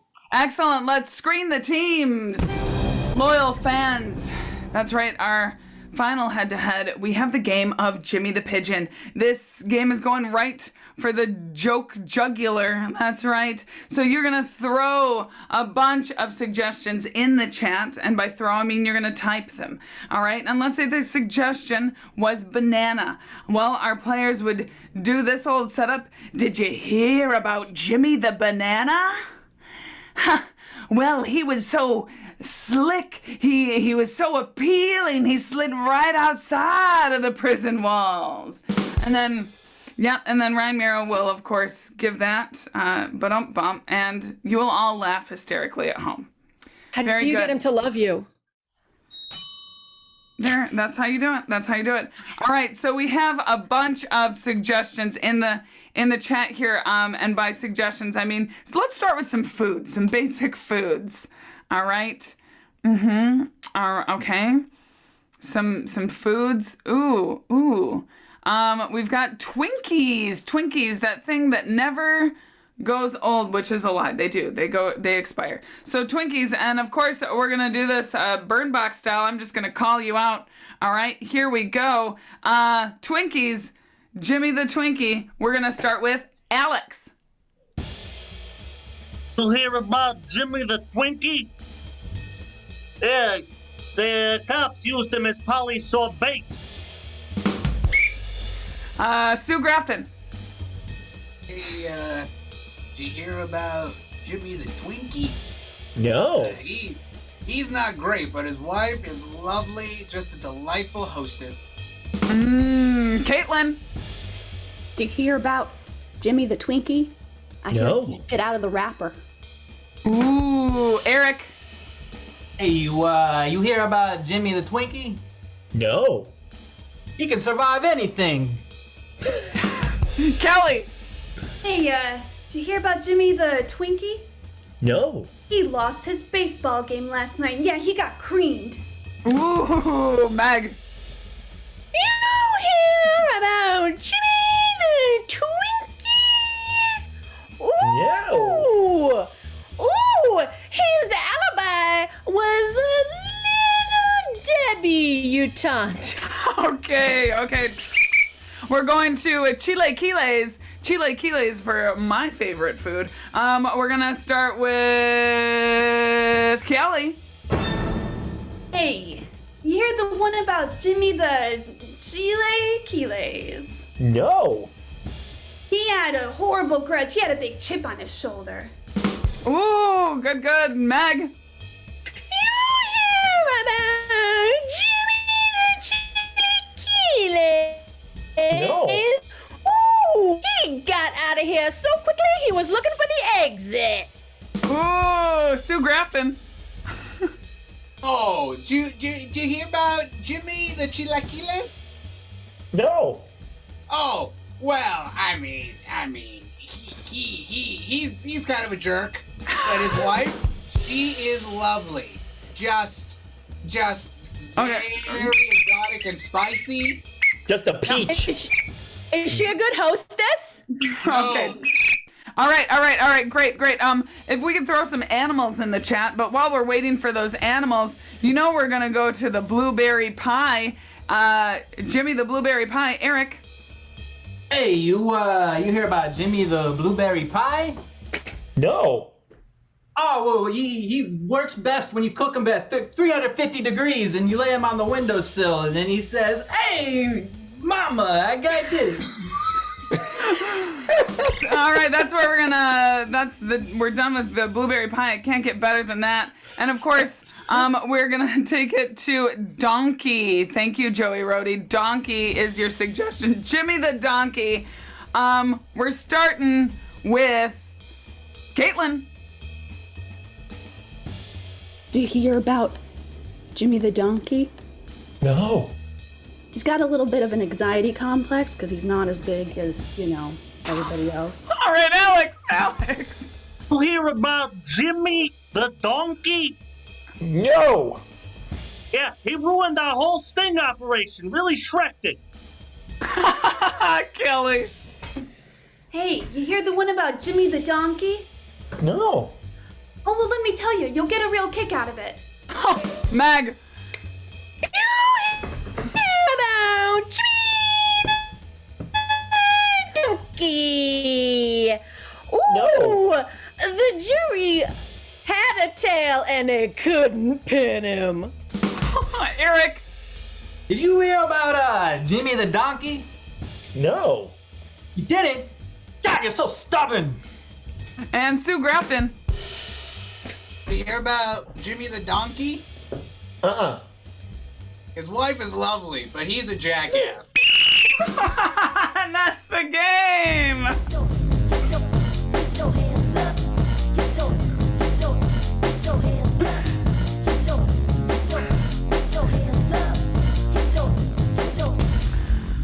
Oh, those jokes were good, Hars. My cheeks hurt from laughing. So, yeah. I'm sure you've thrown a poll up, for people to vote on. It's up there. The poll is up there. People are voting. The Peaches took off to a tremendous lead and all of a sudden lost it very, very quickly. Oh, wow. It's now look very much tied. Ooh, losses are good. Cynthia. Yeah. I am wearing a Comedy Sports shirt. Wait, where did you get that shirt, Hars? I got it at our merch site. You've got all this great stuff. We've got hoodies, we've got shirts, we've got a shower curtain that says splooshy, splooshy, splooshy. It's amazing. So if you just go in there and do, I think it's exclamation point merch. You type that in the chat, you'll take it right to our merch table. Pick some stuff up, pick a few things up. Some of them are limited edition. Who knows what's going to happen? I mean, it's perfect for gifts, and it looks like the bosses got that by just like, math, 7 points. Yeah. Wow. But the bosses take it away, leaving our score 5 for the Peaches, 10 for the bosses. Wow, what a score. Wow, Sue Grafton, Captain Meg. You know that we have one final game, and it is the hardest game of Comedy Sports. It's the game of 6 things. And as captains and as a famous author, you're going to have to pick people from your team to be the guessers for 6 things. Sue Grafton, who is going to be the guesser for the bosses? We are going to send Kelly. Oh, goodbye, Kelly. And Captain Meg, who is not Sue Grafton, thankfully, who are you sending for the Rockford Peaches? I'm Sue Kaplan. Thanks very much. I'm gonna send New York's finest, Alex. Oh, and they are being swept away. Well, they're gone. They're gone. You don't see them. They're not here. So, loyal fans, you know, now is the time for you to give us those hot suggestions. We're going to start with the first of our 6 things, having a barbecue. So, loyal fans, what I'm going to need you to throw in the chat is from your favorite book. I want you to think of your favorite character in a book. Type that, put it in the chat. All right? And then I also want you to think of your favorite yoga move, all right? The one that really wakes you up in the morning, and put that in the chat as well. Very good, very good. So let's see. Oh, great. So you're having a barbecue, and of course, instead of hot dogs, you're going to be eating Hermione Granger. So the replacement for those hot dogs are Hermione Granger. And if you're like, wow, Cynthia, that's cruel, so are hot dogs. And of course, at this barbecue, you're going to, instead of squirting ketchup and mustard on that hot dog, your ketchup is tree pose. Your ketchup is tree pose. All right? Nice. Very good. And I'm going to let you get that next one, Hars, all right? You got it. Our next activity is playing board games. Loyal fans, barn burners, in the chat, throw out what's a food that's just fun to eat. It may not be the best, like I like eating hot dogs, but so let's not put that one in there. But what's a food that's fun to eat? Also, who is a celebrity you'd like to have an arm wrestle with? Who is a celebrity you would arm wrestle? You could win, you could lose, but let me have that. Fun. Cynthia, the pieces on the board game, the playing pieces, they're just donuts. They're just donuts. Nice. Yeah. They're donuts, and you're playing. And you're playing against Randy Macho Man Savage. Oh yeah. Oh, that's into a Slim Jim. Yeah. Oh yeah. You slap it to a Slim Jim. Isn't that the same? I don't think that's I don't know. I've never had a Slim Jim. That's shocking. All right. We're going on to the activity of whittling, all right? And of course, I need in our chat, I would love things that when you touch them, it just makes you feel so happy. Like maybe it's a basket of kittens, but what's your basket of kittens? All right, that's my thing. And then, of course, what is your favorite? Sorry, I wasn't. I'm a little thrown off now. Okay, great. So, great. So we've got, kinetic sand. I love it. So of course, the knife that you're using to whittle is kinetic sand. All right, and then I want you to think of a place that has something famous, like the Grand Canyon. Think of a famous place you would go visit. What's a famous place that you've always wanted to go visit with your basket of kittens, you know? Oh, good. Great. Oh, marvelous. Ooh, Ken Zuge 34. I'm taking Stonehenge. So the wood is not wood. The wood is Stonehenge. It's Stonehenge. So you're whittling. Your knife is kinetic sand, and your wood is Stonehenge. Kinetic ham. That's right. I mean, they will become kinetic hands after a while. To you, Mars. To you. To me. We're frisbee golfing fans in the chat. Throw an animal you'd love to turn into. Like at night, you turn into this animal. I'd like to be a bat, but not like a vampire bat, just a bat that flies around and does stuff. Also, in the chat, throw in a mode of transportation that we don't use as much anymore, but we probably should. Throw a mode of transportation in there. Wonderful. Ooh, your frisbee itself is an eagle. And you're and you're playing frisbee golf on a hot air balloon or in a hot air balloon. I'd accept both. Yeah, that'd be super fun. That would be super fun. All right, I'd throw an eagle. Yeah. And of course, our 5 and 6 activities have to be a little trickier. You know, they're worth twice as many points. So for roll down a hill, our activity number 5. Folks, I want you to think of your favorite early aughts emo band. All right, your favorite early aughts emo band. Put that in the chat. Also, I want you to think of your favorite movie from, like, I don't know, 10 years ago. And in that movie, the character that is in that movie, the actor that plays that character. All right? That's right. Okay, let's see. Here we go. Ooh. Oh, we've got some good ones. Okay, so you're rolling down the hill, and you are rolling down that hill with My Chemical Romance. All right, with My Chemical Romance. And the hill itself is Nicolas Cage. Which I'm surprised, honestly, hasn't been a movie already, you know? Right. You know? True. So, yes. Go ahead, right. Hars, for the final one. Our final activity, our 6th activity, is having a 3-legged race.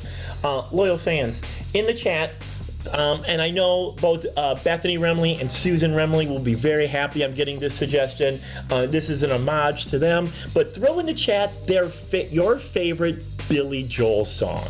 Just throw that in the chat, your very favorite Billy Joel song. Also, throw in, how about this, a uniform from a job that is very distinct, like a fireman or something else. A uniform for a job and a Billy Joel song. Great. Awesome. This is, so many. Okay, you and your partner in this 3-legged race are wearing a Starfleet uniform. A Starfleet uniform from Star Trek, and the rope that's tied your legs together is the song Uptown Girl by Billy Joel. Uptown Girl by Billy Joel. Starring his, at one time, soon-to-be wife and now ex-wife in the music video. Wow, that's some hot deets that I wasn't aware of. Yeah. Excellent. All right. I think we're done. I think so. So, Hars, why don't you call our guessers back in from the green room? Loyal fans, this is what's going to happen if you're not familiar. We are going to have those guessers. They're going to have to guess the activities, and they're going to have to guess the replacements. And their team is going to give them clues, but only using mime and gibberish, all right? which you will become very familiar with once you see the ball starting to roll here. All right, now here's the thing. Our players cannot do the activity for the guessers. That's right. That's cheating. But so if the activity was basketball, they could show them the basket and they could show them the ball, but they can't slam dunk. The player has to do the activity on their own. All right. Now our first 4 activities are worth 5 points. All right, and the final 2 are worth 10 points. But here's the thing, if the bosses don't guess their activity, ooh, you better believe those Rockford Peaches can steal it away. So anything can still happen in tonight's match. So here we go. Without further ado, let's start Chicago Comedy Sports' hardest game, the game of 6 things. Sinkaba, la sapantaka, oh, sonkaba, oh, kinkla, sinkla, ponka, tinkla, click so kick. Clang, sampa, tinkla, basonkata, la sankapita, poko, la sankata. Oh, tweet. Clang. Click.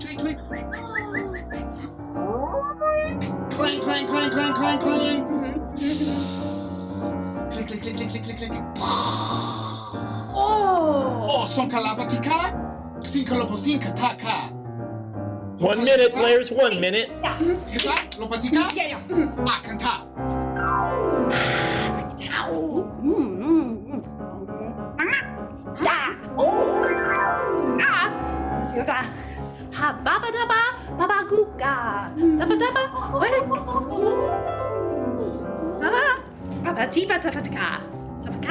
Cute.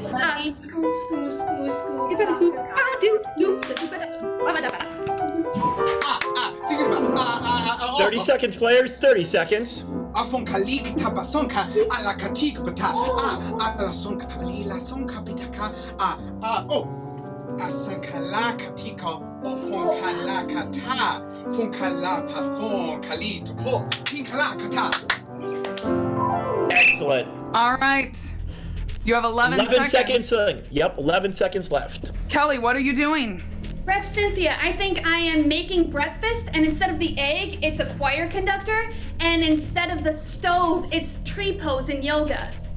All right. Well, that's interesting, but it's not correct. You do have, you got tree pose in yoga, but not what it is. So you've got 11 seconds to clean some stuff up. You can do it. All right, your 11 seconds begin now. 10. Oh, sunkalabata. Clang. 5, 4, 3, 2, 1. That is time. It's up. Time is up. All right, Kelly, what are you doing? Okay, so now I think I'm still making breakfast, but instead of the egg, it's Hermione Granger. And instead of the frying pan, it's yoga. Oh boy, that's tough. You got 2 of your replacements correct, but the activity is not correct. Therefore, the things that you replaced aren't. So, Alex, you have a chance to steal. Let's see if you can. Go for it. I am grilling, and my hot dog is a Hermione Granger, and my condiment is a tree pose from yoga. That is correct. You get those 5 points. That's right. That's how you do it. Ooh, very good. Very good. All right. Wow. That was impressive. So Rockford Peaches, you have our next thing, our next activity. Your time starts now. It's about it's about hey, somebody about hey, it's about it's it's about hey, it's about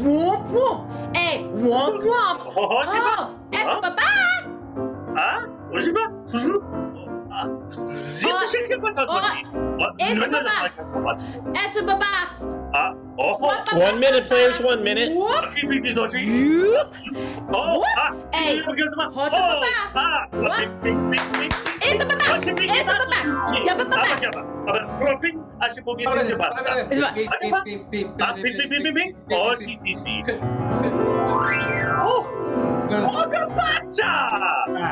secondo noi?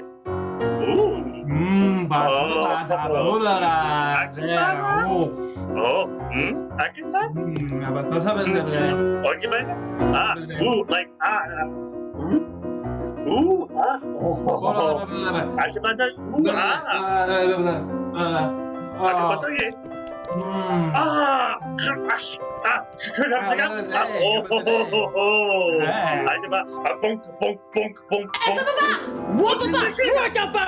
Ten seconds, players. 10 seconds. 5,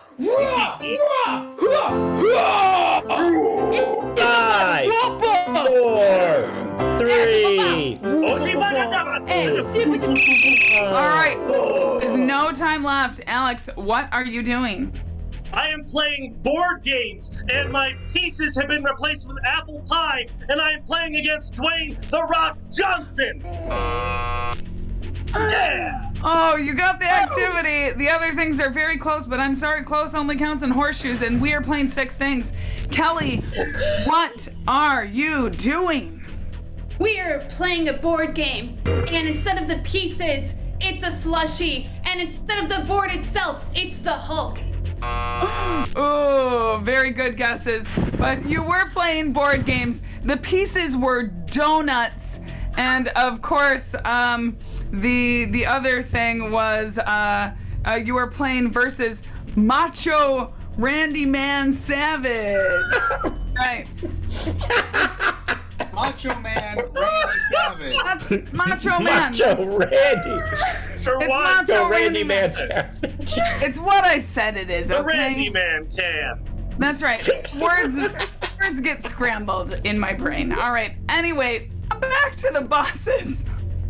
Back to the bosses. Here you go. This is activity number 3. Bosses, your time starts now. Ding ding ding ding ding. Here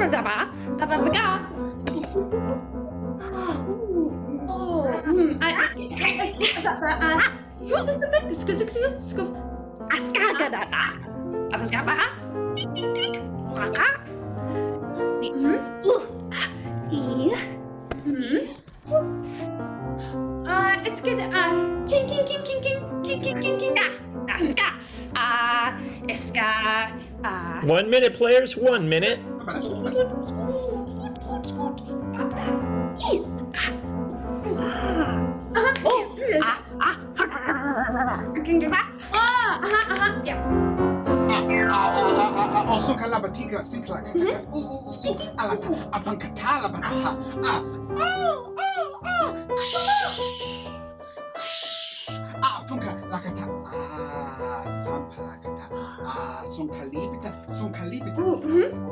Yeah. 30 seconds, players. 30 seconds. Sankalakata sinkalchompataka. Asankala atankata tankata tankata. Sankala kitaba konkashikata. Alatabaka. 10 seconds, players. 10 seconds. Guys. Boom. 5, 4, 3, 2, 1. And that is time. No more time. All right. Time is up. Your time is up. Kelly, what are you doing? I think I'm a little beaver building a dam, and instead of the logs for the dam, I think it's a sandcastle, and instead of the beaver itself, I think it's an aeroplane. Oh, you're like 2 degrees of separation on the whole thing. So close, but again, are we playing horseshoes? No, we're playing 6 things. Alex, go for it. What are you doing? Oh, absolutely. I, of course, am eating corn on the cob. And my corn on the cob was replaced by a brick of hawk. And then, of course, I'm doing it at Mount Rushmore. Oh, wow. Okay, yeah, that's a big eh. So we were closer with Kelly being a little beaver, making a dam. You were whittling, but not with your teeth. I guess I was just a whittle off. Yeah, just a whittle. Your knife was kinetic sand. You were so close with that sandcastle. And your wood, of course, everyone was very far from this. Stonehenge. Yeah, very good. Thank you, Ryan. Cynthia, Rev Cynthia, just to let you know, as we go into these next rounds, our score is all tied up right now. Ooh, tied up like a shoe that isn't Velcro. Very cool, very cool. All right, we are going to the Rockford Peaches.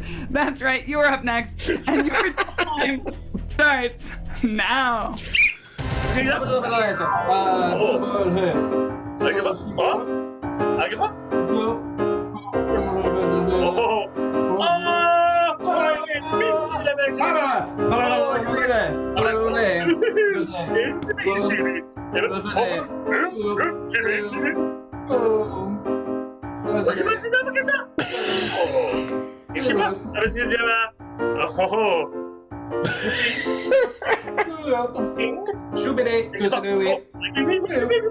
One minute, players. 1 minute.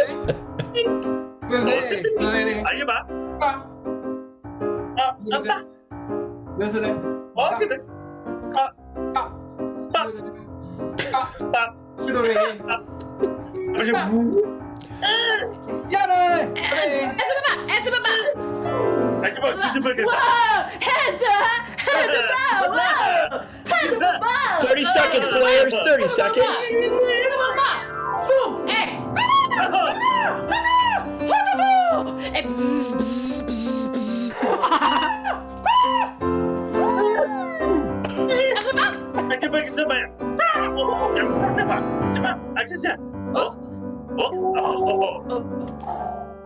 10 seconds, players. 10 seconds. 5, 4, 3, 2,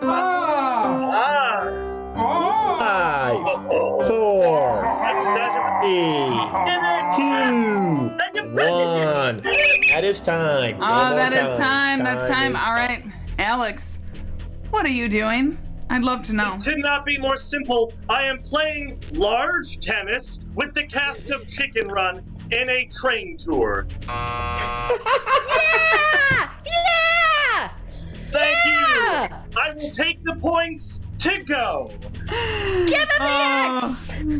Oh, yep. No, that's, I mean, that might be what you're doing, but I'm wondering what we got suggestions from. So, Kelly, Well, maybe... anybody who wants to come do that with me after the show at the train tour. Yep, Chicken Run. All right, Kelly, what are you doing though? Oh, did Alex not get it? I'm shocked. Here we go. I think I'm skipping rocks on a lake at a golf course.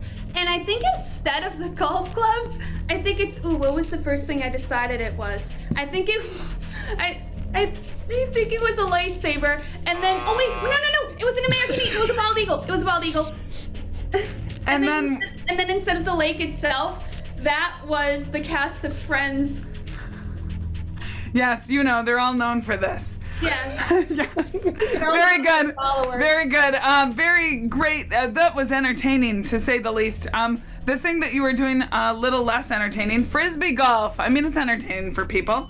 The frisbee is an eagle, and the course, of course, was that hot air balloon. Everyone do it with me. Loved it. I mean, I was up there. Thank you. All right. Sure was. All right, we're getting into our 10-point round. That's right. These mothers are worth 10 points. So we're gonna start with the bosses. Are you ready? Let's hope so. Don't shake your head at me. You loved it, Luis. I'm ready. Grafton.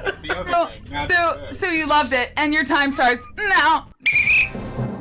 Sinkala Batika, Afunkali Kanata, Afunka Alanka Tinkarata, Afunkali Katampa Kompati, Sankalibra Bankata, Akankalakatapa, Sonkalapati, Sankalibita Kotapa. Oh, Sinkalaba, Sankalabata, Afunkalinkata, Akonkata, Alakatikatapa, Okonkata. Whoa! Oh! Atikatapa. 1 minute, players. 1 minute. Beep. Iskabada. Bada baga. Hoo.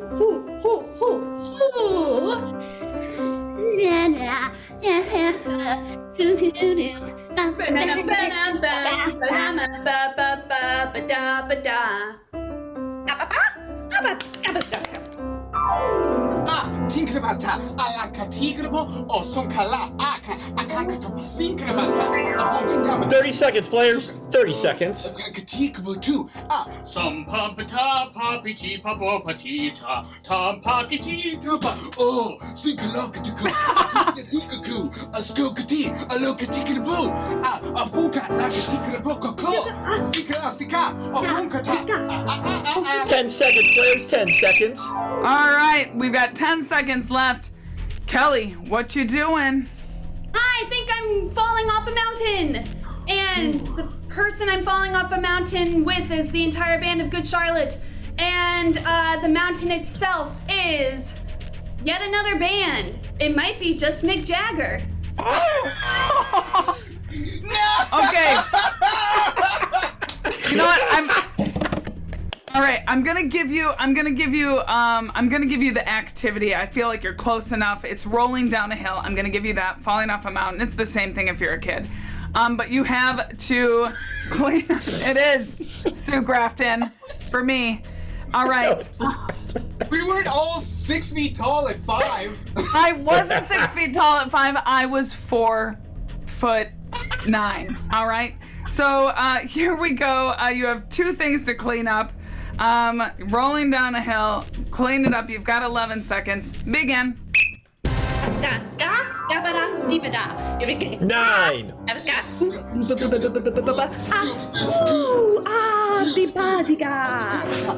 Four. 3. 2. 1. It's time. No more time. All right. So, what are you doing, Kelly? I think it's been clarified to me that whoever I'm falling down this hill with is bald. I'm trying to think of my teen heartthrobs who are all... I'm gonna say... Was it Jakey's? All right, Kelly, you're... in a band?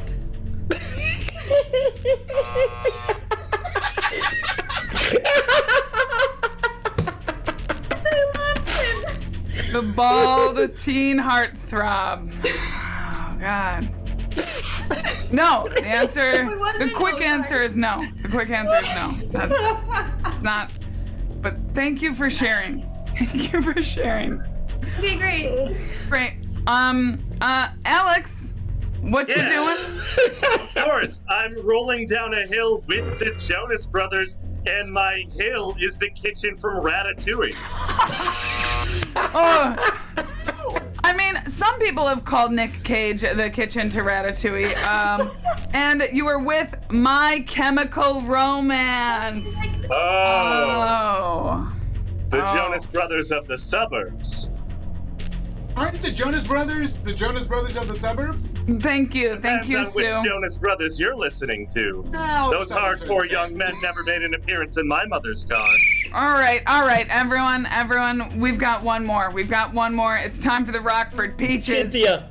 Yeah? I just want to give a scoring update. It's still 10-10. Yeah, I thought. Yeah.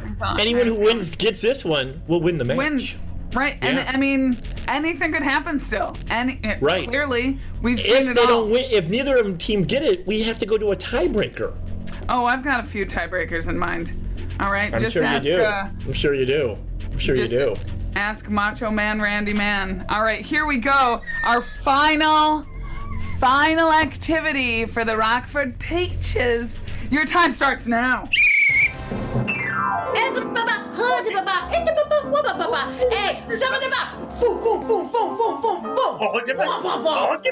Hey, answer baba. Whoop.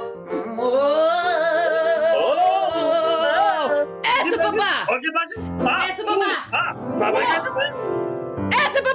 Answer baba.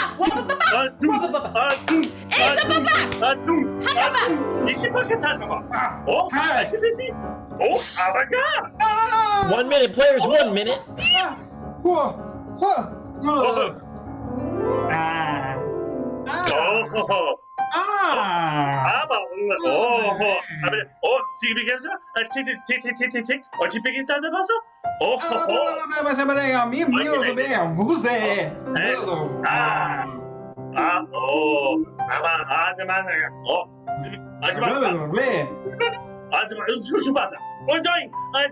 I'm going. 30 seconds, players. 30 seconds.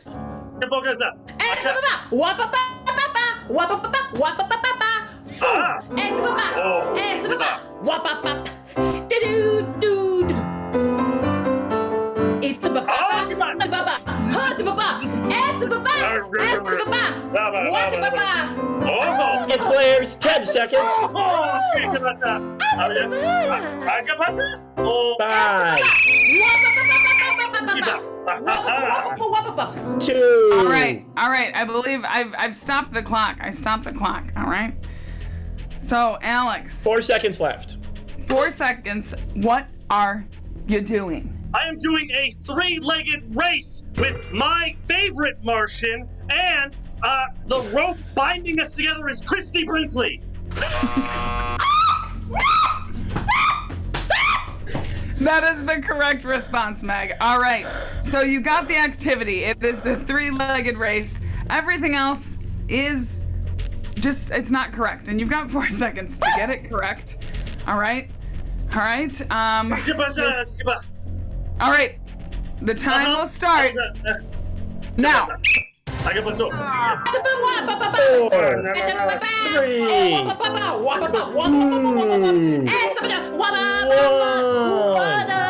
That is time. No more time. No more time. No more time. No more time, indeed. Thank you, Hars, for supporting me through this. All right, You're Alex. welcome. Alex, what are you doing? Perfect. I am, of course, doing a 3-legged race with Mork, and my rope binding us together is Billy Joel's current wife, who is, again, only 2 years older than his daughter. Okay, no. Oh, okay. Great. But you did get that there was a rope in there, which is good. All right, Kelly. There should be. You put Billy Joel on blast. Perfect. Kelly. Perfect. So what Yeah, I'm doing is it's a 3-legged race, and the rope binding us together is Spock's Star Trek uniform, and then my partner in it is Billy Joel. Is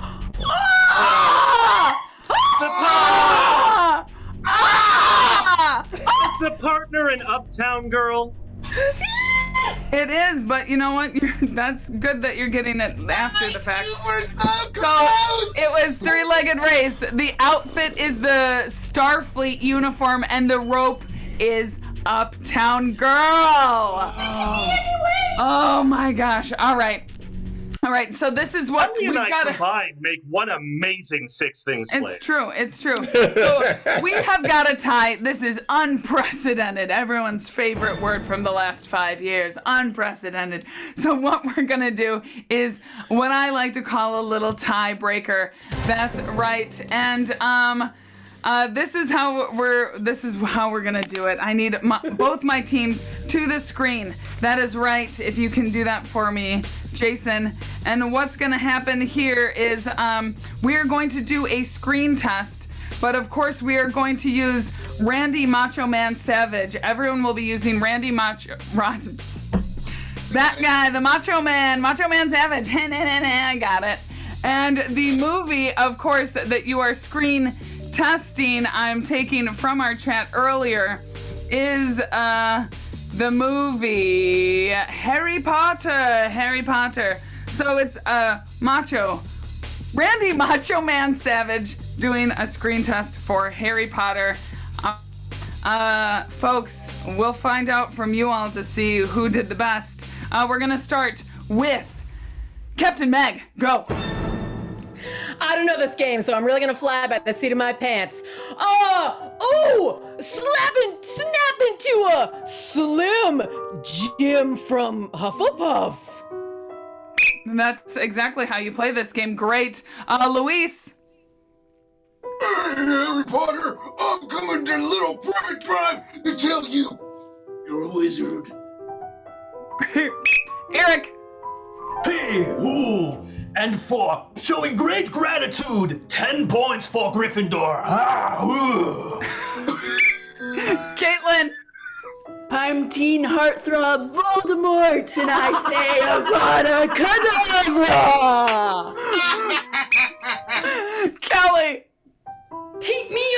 stairs, will you, Dursleys? I'm coming out of these stairs on my 11th birthday, just see if I don't. Great, and Alex. I'm coming up here into charms, and I'm telling you, Weasley, it's Leviosa, not Leviosa. Great, now Hars, I need you to throw a poll in that chat. Audience, you get to decide who is going to win it all right now based on what you just saw. That is the game, Meg. And All right, let's do it. That's right. Who will win all the points today? Will it be the bosses doing their best, Macho Man? Or will it be the Rockford Peaches doing their best, Macho Man? Randy Macho Man Savage. That it just doesn't roll off the tongue like like Macho Randy Man Savage does. That's much easier to say, and we're all changing to it. Hashtag that. All right, and the poll is about to close. Get those votes in. Who's gonna win it all? I'm so nervous. And the winner of today's match, who's done the best? Macho Mandy Ran. That's right, Macho Mandy Ran Savage. And the winner, please people, this cannot be another tie. It is going, oh, by the hair on Macho Man's chinny chin chin. The votes go to the bosses. Yeah, baby! That is right. Loyal fans, thank you so much for this unprecedented match of Comedy Sports. It is our first night of our crossover matches. Let's give a big round of applause. Lots of 6s and 7s for both your teams. Your Rockford Peaches were Eric, Alex, and Meg. Oh man, those championship bosses 100% were Caitlin, Kelly, and Luis. Referee, master of ceremony, a very dear friend of mine, Cynthia Kermack. Thanks to Ryan Muir for playing all those hot Billy Joel jams, and Jason Geis for making all the computer. I'm our sound director. We'll see you tomorrow at Comedy Sports on the CSEN network. Good night, y'all.